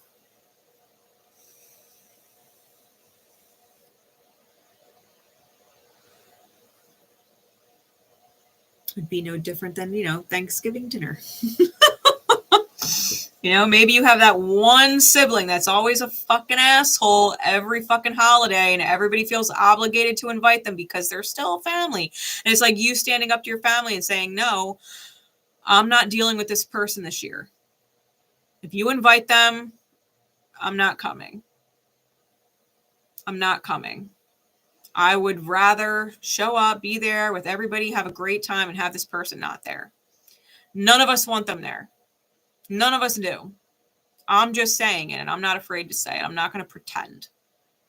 You know, or I'm not going to not come and be that guy that doesn't come, and everybody's like, well, why aren't you coming? And it's like making excuses not to come, when the truth is, because they're a fucking asshole. They come and they get drunk and they talk shit and they upset everybody. Or they bring their crazy partner over who they've been dating for 1 week, who's a train wreck, and I'm not dealing with it. They're a mess. You know, like, can't we all just enjoy Thanksgiving dinner without it being a fucking shit show?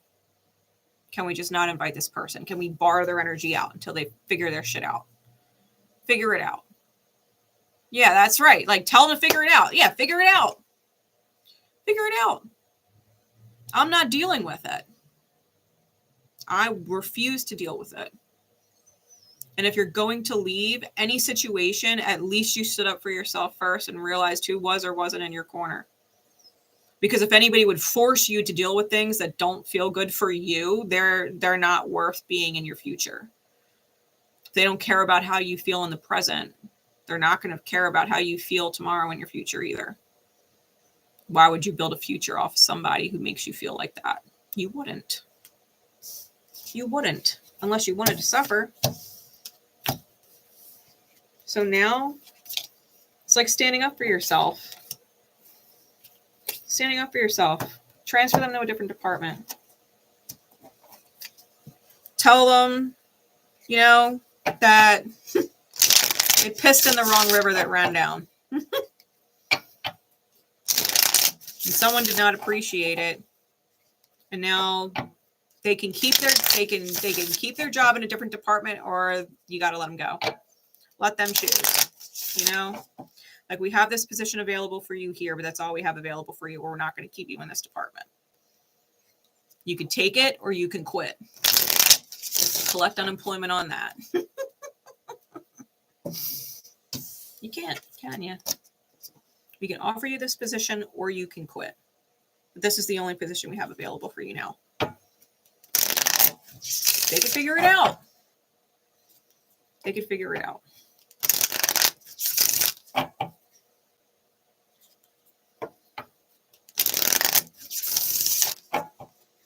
You deserve peace. Towers are never fun. Walking away in silence when something is bothering you and misaligned with you is never fun.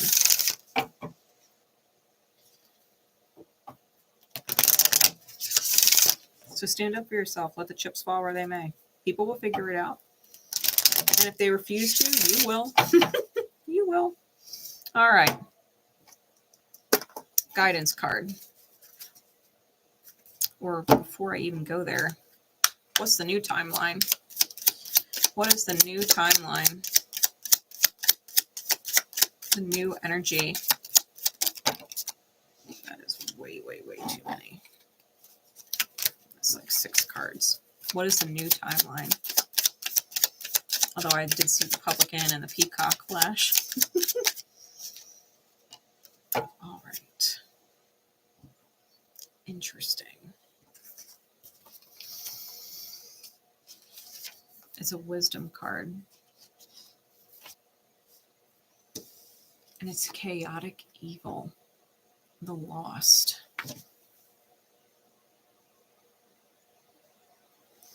So listen. It says, the lost is a card of emptiness and loss of identity. The Bodak shown is forever mad, lost in a world of lunatics, insane asylums, and mass unalivers. For those under its influence, the world makes no sense. It evokes times where all is babble, as when meeting someone who speaks only in another language. If this is the path that you are finding yourself on,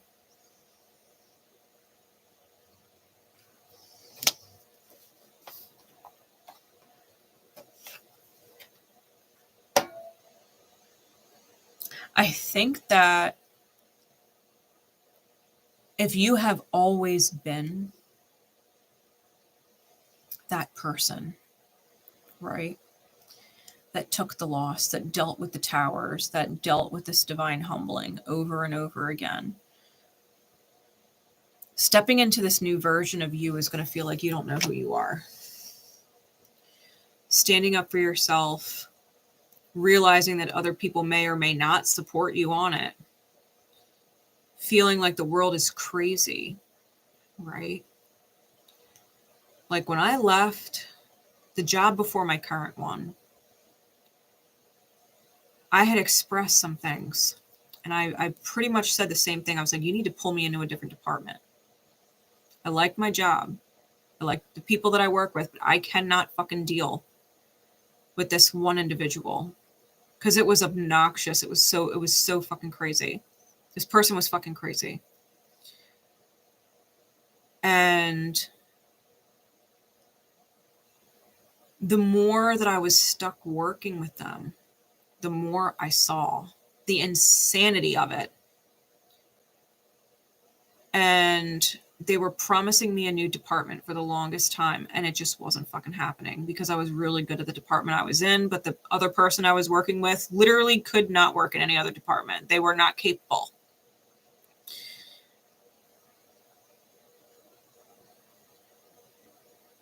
And I left. I had expressed myself and stood up for myself, and I left. And I thought, the world is crazy. Right? Like how they could deal with this person and put up with this person and ask me to tolerate and put up with this person is fucking insane. It's fucking insane. It made no sense because it was somewhere I was misaligned with. It was not in my highest good to stay there. And I think for a time, instead of being dealt the tower moments, you're going to be what might be the creator of them for insane people in an insane world. And the reality of their blind eye and ignorance or forced control, you know, making you tolerate things that are intolerable. It's not acceptable.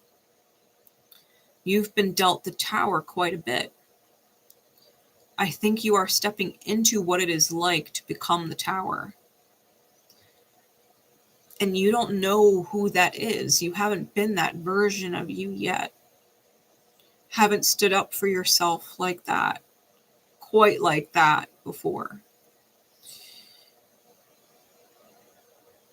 And I think you're realizing just how lost other people are. You know, there are people in this life who truly do escape the matrix. They self-discover, they become self-aware, they become self-accountable, they thrive inside their evolution. And then there are other people who would fight tooth and nail to stay in the matrix and stay asleep. And to you, that's crazy. Why would you want to stay ignorant inside the matrix when you could be awake and free? You are one of those people, right? You are the Neos and the Trinities and the Morpheuses of this world. You are one who could never thrive in the matrix. Like being awake, you could never go back. And then you have other people in this world that would much prefer to stay asleep.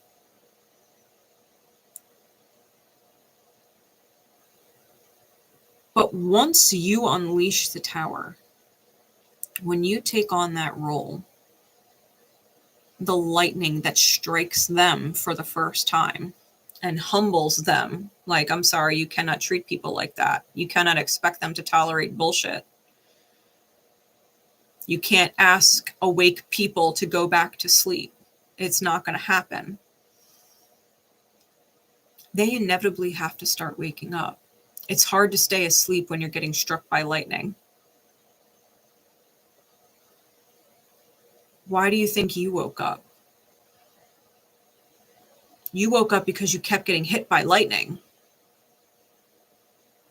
The tower kept hitting you. You woke up. And you can't go back to sleep. You don't want to get hit by lightning anymore. So the roles are reversing.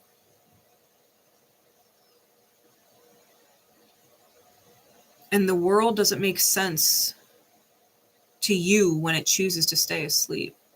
And so you have become the lightning.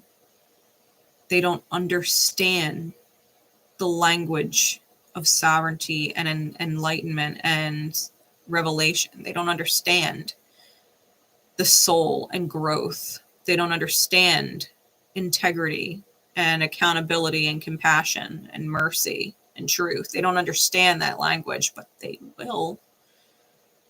But they will, because it is the only language you are speaking. It's like someone who doesn't speak French moving to France and they don't know a fucking word of French, but they all speak French there. And so you're bound to learn the language because it's all everybody speaks. Well, you're only speaking from a higher frequency now in your words and actions. So they will learn to understand it. They will learn to understand it. You can't get struck by lightning if you are the lightning. And I think that's kind of what you're learning. You cannot get struck by lightning if you are the lightning. What's the guidance card, please? What is the guidance card, please? We've got two. The portal and rebirth. Are you ready? Adventure and ancestors calling. It's time to leave the old behind. Rebirth, shedding the chrysalis and taking risks. Are you ready? Are you ready for the adventure? Are you ready to take that leap on leaving the old behind? Shedding the chrysalis and getting out of the goddamn matrix. Unplugging yourself.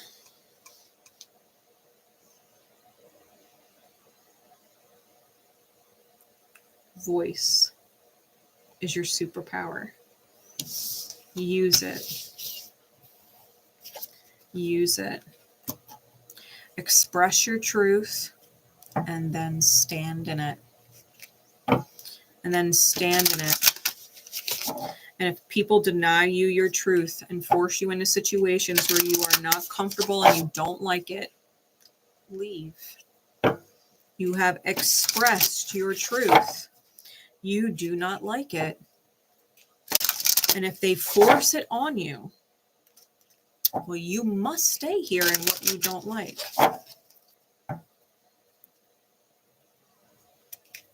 No, thank you. No, thank you. And they'll be like, what do you mean? No, thank you. No, thank you. No, I'm not going to accept that. Bye. Bye.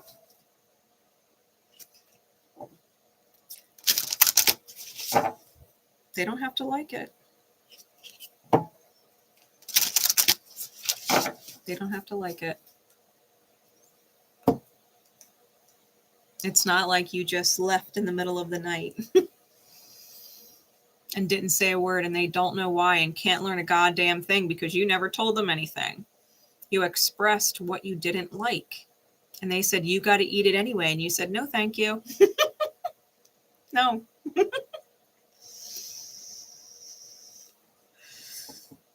You are mistaken.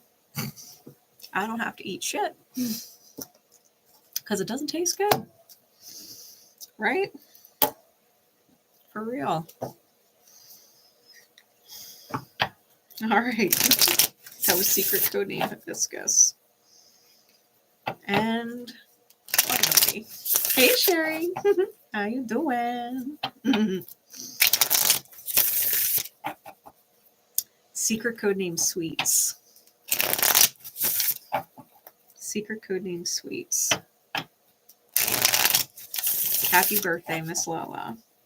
And to everybody else, I'm glad you've resonated to the secret code name. You're totally a part of the fam. Let's get this timestamp in for you. All right. The milestone energy of the timeline being destroyed. What timeline you are no longer a part of. The timeline being left behind. The Wheel of Fortune. And it is a circular saw.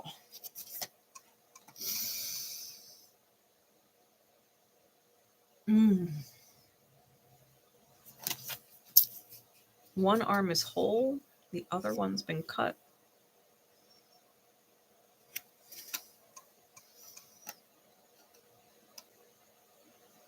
Sacrificing an arm and a leg kind of thing, right?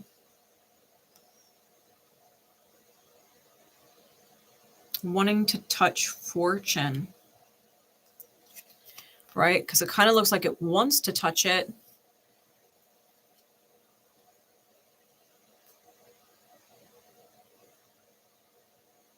But it's almost like knowing if you touch it, you could get cut. Fortune.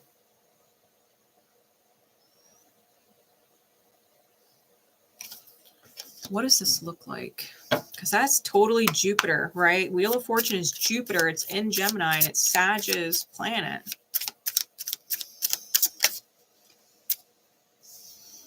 Queen of Pentacles.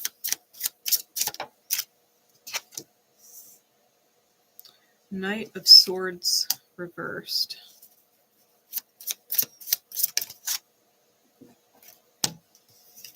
Queen of Cups. The Chariot. The Queen of Wands.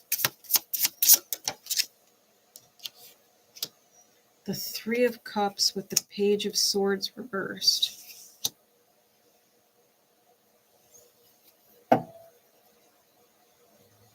Bottom of the deck is the King of Wands. Top is the Ten of Wands.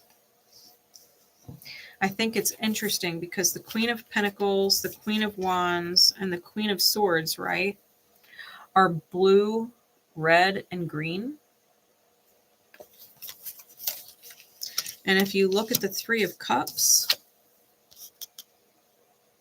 they are blue, red, and green.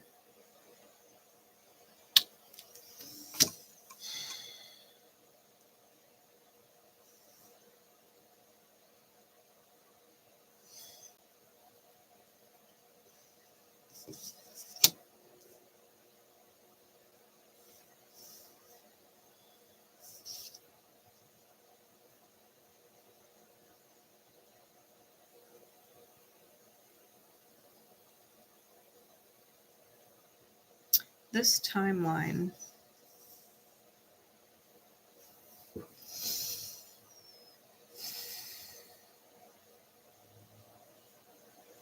I think it's interesting because the Queen of Cups in this deck is pouring out the cup, right? She's pouring it out. The Queen of Cups is known for holding on to things longer than she should, right? Especially in regards to love, care, and consideration. It's scorpionic, right?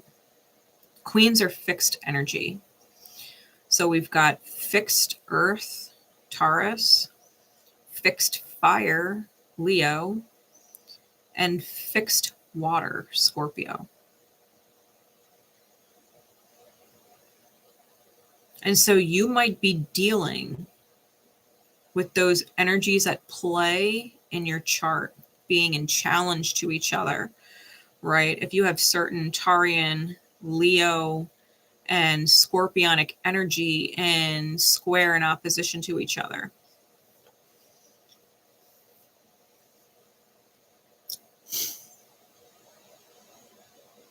And or the current transits, right, are aspecting you in that in some way. I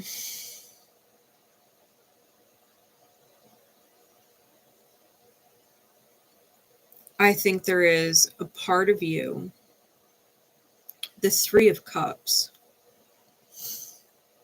where the different facets of you are having a difficult time gelling together. It feels like there's three different facets of you, but not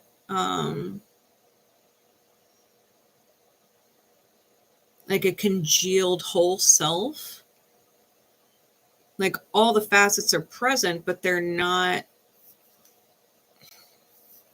melted together, you know?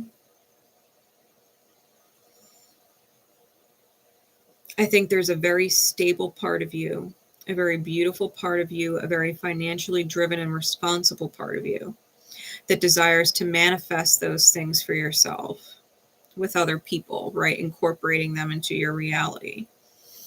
I think there's a part of you that is highly visual, right? That takes a lot of pride in what you see and what you want to create.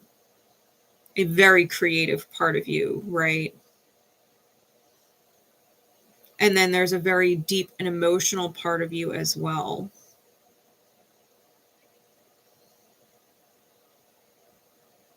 A very emotionally attached, right, part of you that might have or has had a hard time letting go. But how they work together, I think that's what's keeping you from touching it.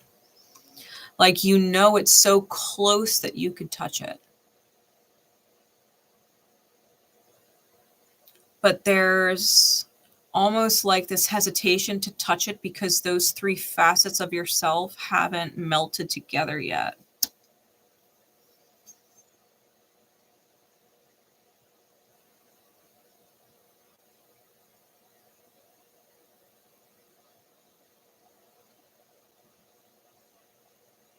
I think that the divine has a hand in it and is moving you forward in your physical manifestations, right?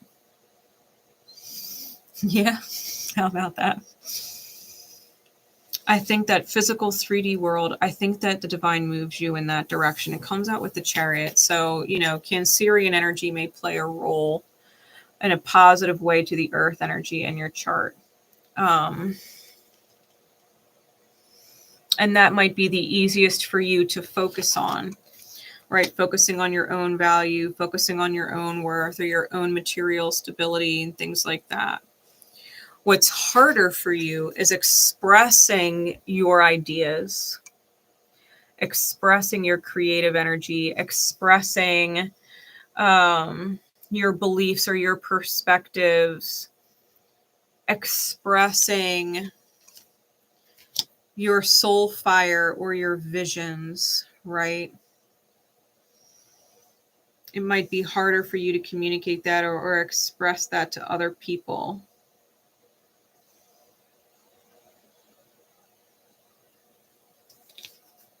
And with this energy, because the Three of Cups did come out with the Page of Swords in the reverse, that I think there's a part of you that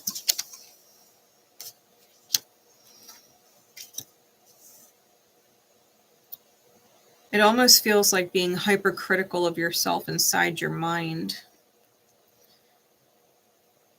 because you don't want to care so much.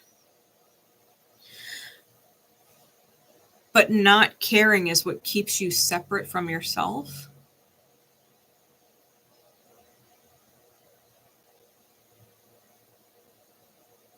And maybe the thinking, right, the Page of Swords being in the reverse, maybe that's what's backwards. Maybe a part of you thinks you have to care less in order to create what you want to create, when really it's almost like pouring one out for the memory.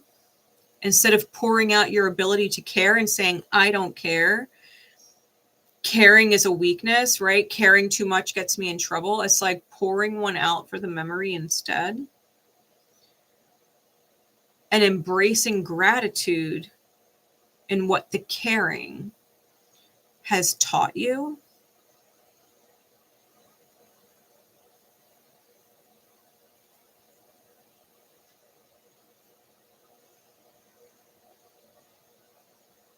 Because being a master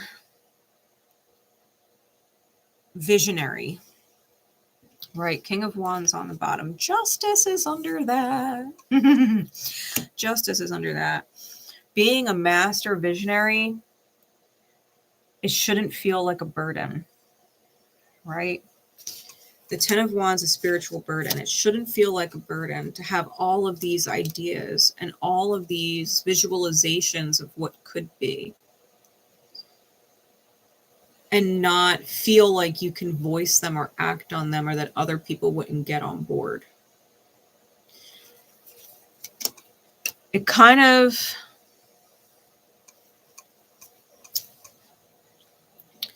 it reminds me of like maverick energy.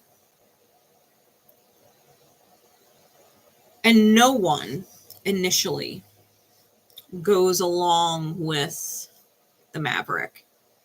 They're the outsider. They're the out of the box thinker. They're fucking weirdo. They're strange. They have all these ideas that don't align with culture, society, or, you know, and there's resistance met. And if the maverick were to try, well, we all know try is a bullshit word. If the maverick were to hold themselves back from creating or doing what they feel guided to create, if they put their vision off until other people were okay with it or more accepting of it, it would never get off the ground. The maverick, in their strength, is the visionary who sees the vision when no one else does, and hell or high water will make the fucking vision a reality because they believe in themselves to create it.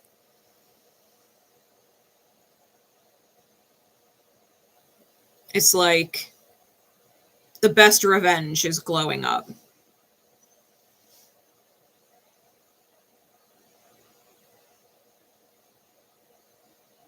Like, if you think about it, and I'm not trying to get fucking political on this channel, okay? We're not talking about politics, but we are going to talk about character. Trump, Elon Musk, they are mavericks.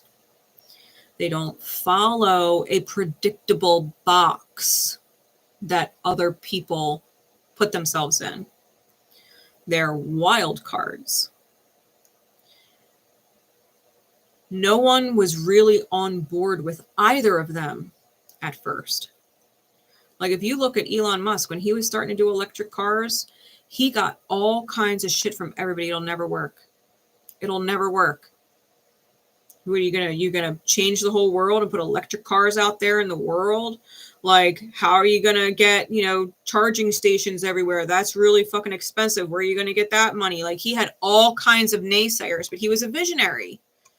He had this idea that he was going to change the world and stop the use of all these oils and fossil fuels and get cleaner air and all of this stuff. And he wanted to bring the electric car into form. He doubled down and tripled down and quadrupled down and freaking opened up to the public market, had like no fucking money left, damn near went bankrupt, and still pushed for it to come through. And it took him like 4 or 5 years and a whole lot of willpower. And a whole lot of sleepless fucking days. But he did it, though. He's the richest man in the world.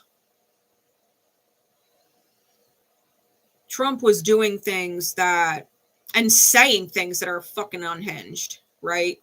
He's the first fucking dude to stand up there on a fucking podium and drop F-bombs. No other presidential candidate has ever done it. And people were like, he can't talk like that. He can't behave this way. It doesn't fit inside our box. But he was like, I got a fucking vision of what this is supposed to be. And I got to talk to these people. And it's the people of the country that matter. It's not these other people that want me to fit into the political box. So he's a maverick. He didn't bend or break or become more like other politicians. He doesn't carry himself the same way. Like him or hate him, he is who he is. You know what I mean? And predictable is not something that Trump is. He's a maverick. He didn't wait for other people to get on board with him and just hold back until they were okay with him being himself. He was like, I'm just going to be my fucking self and y'all are going to get used to it. I'm going to create it the way I need to create it. Now he is literally going to be the president of the most powerful country in the world. He is the most powerful man in the world. Maverick.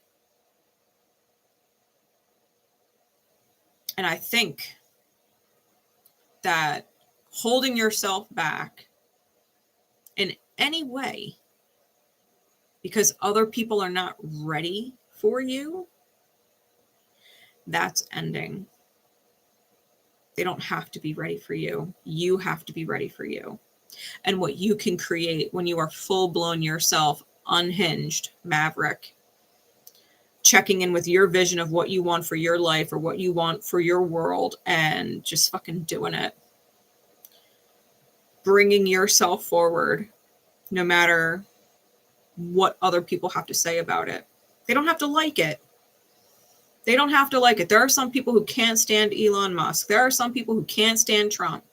There are some people who can't stand the mavericks of the world. But it doesn't stop the mavericks from creating the most change, for better or for worse. And if you trust yourself and you trust your intention and you trust your vision is a good one, then it doesn't matter what anybody else says. It doesn't matter how they feel about you. It doesn't matter what their opinion is. You're going to create that beautiful change because you trust yourself.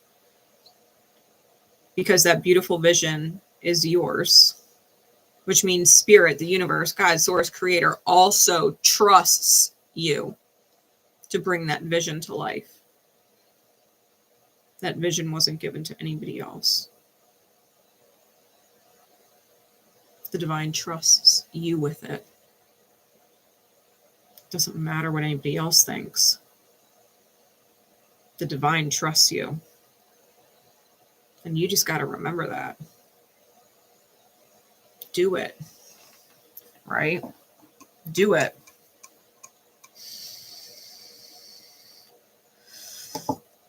Pour out a cup in memory of those who thought you couldn't do it, who thought it was impossible, who thought it was stupid. It's not fucking stupid. It's not impossible. And Spirit trusts you to make it fucking happen.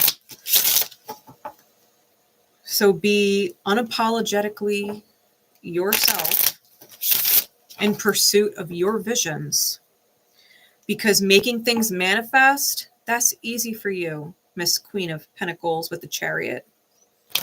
Manifesting is easy for you. The divine supports you every step of the way. You just need to be able to communicate your ideas. And then if people don't like it, do it anyway. With or without them, you know, with or without them. It's like someone saying, well, I visualize myself happy. I want to be happy with life. And everybody's like, people aren't happy in life. Everybody's fucking miserable. We stress out. We work our ass to the bone and we fucking die. Like, stop pretending that happiness is possible. It's not real. And you're like, watch me.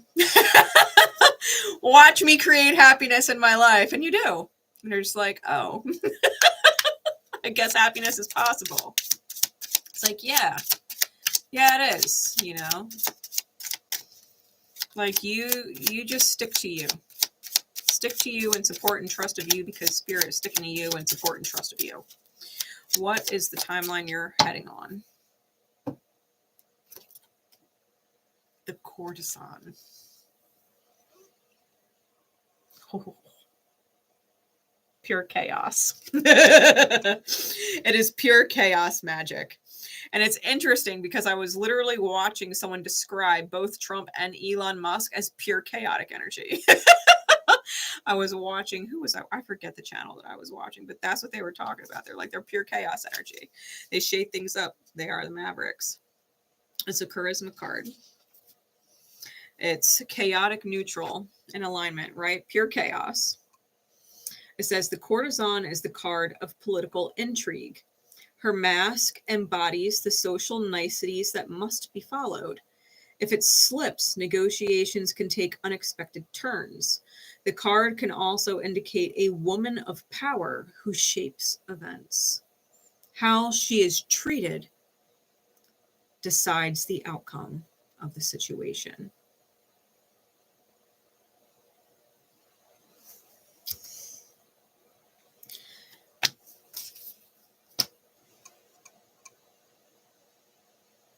There is always a give and take with people, right? The quote unquote political niceties. In order to make things happen, sometimes you have to work with other people that don't necessarily stick around forever, but they are a piece on the chessboard. And sometimes you have to play with those pieces. However, you are literally, it indicates a woman of power who can change the course of events. How you are treated dictates the outcome. If someone does not treat you justly, fairly, or encourages your growth in some which way, shape, and form, and they try and be a dick, or they try and be an asshole, or they're a little fucking bitch, how they treat you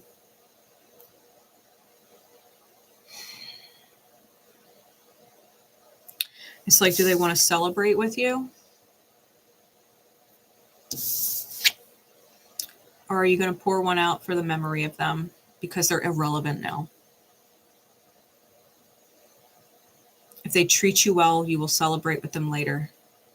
They encourage you and empower you and support you, you will celebrate with them later. And if they try to put you down, try and knock you down a peg, try and make you feel like you can't create what you want to create, you're going to pour one out for them and they're going to be irrelevant later. And that's it.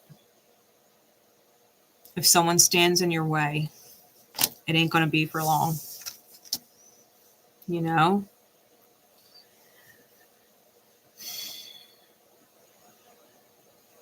Secret code name Sweetz.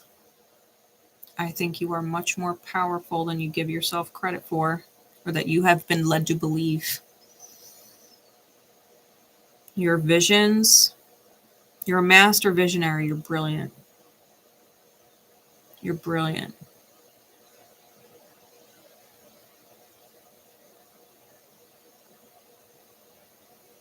And working with what Spirit gave you, that power to manifest, that desire to bring these visions forward, these radical visions of things being better. You are so capable. You are so capable. The naysayers, pour one out for them. Keep moving. Pour one out for them and keep moving. You focus on you. Focus on you. What is the guidance card? What is the guidance card, please?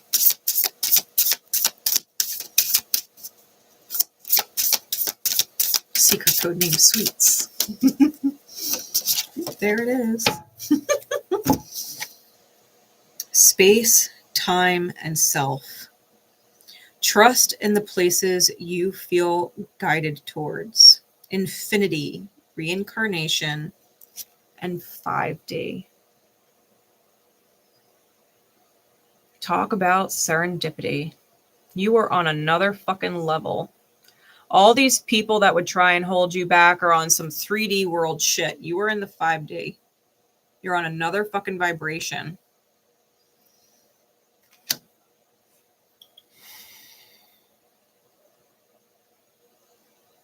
Your energy, your visions are intrinsically tied to and connected to the infinite.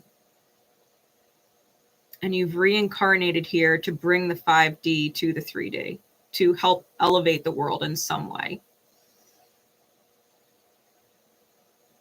On a quantum level. You are here to change the frequency. So trust in the places you feel guided to be. Trust in the places you feel guided to be. It will be serendipitous for you.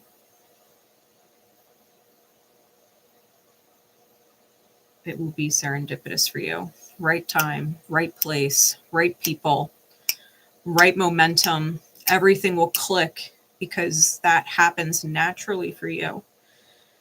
You trust in your vision and you trust the actions you're guided to take, and wherever you are meant to be with your energy, things will just fall into place. They just will fall into place. Pour one out for the memory and then keep going. And keep going. You're very welcome, Star Twin. You're very welcome. Happy birthday to us. I love you. I love you, guys. And that wraps up the readings.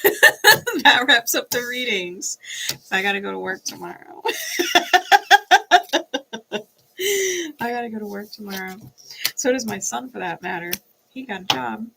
So it's going to be a good day. It's going to be a good day. Really. Great readings.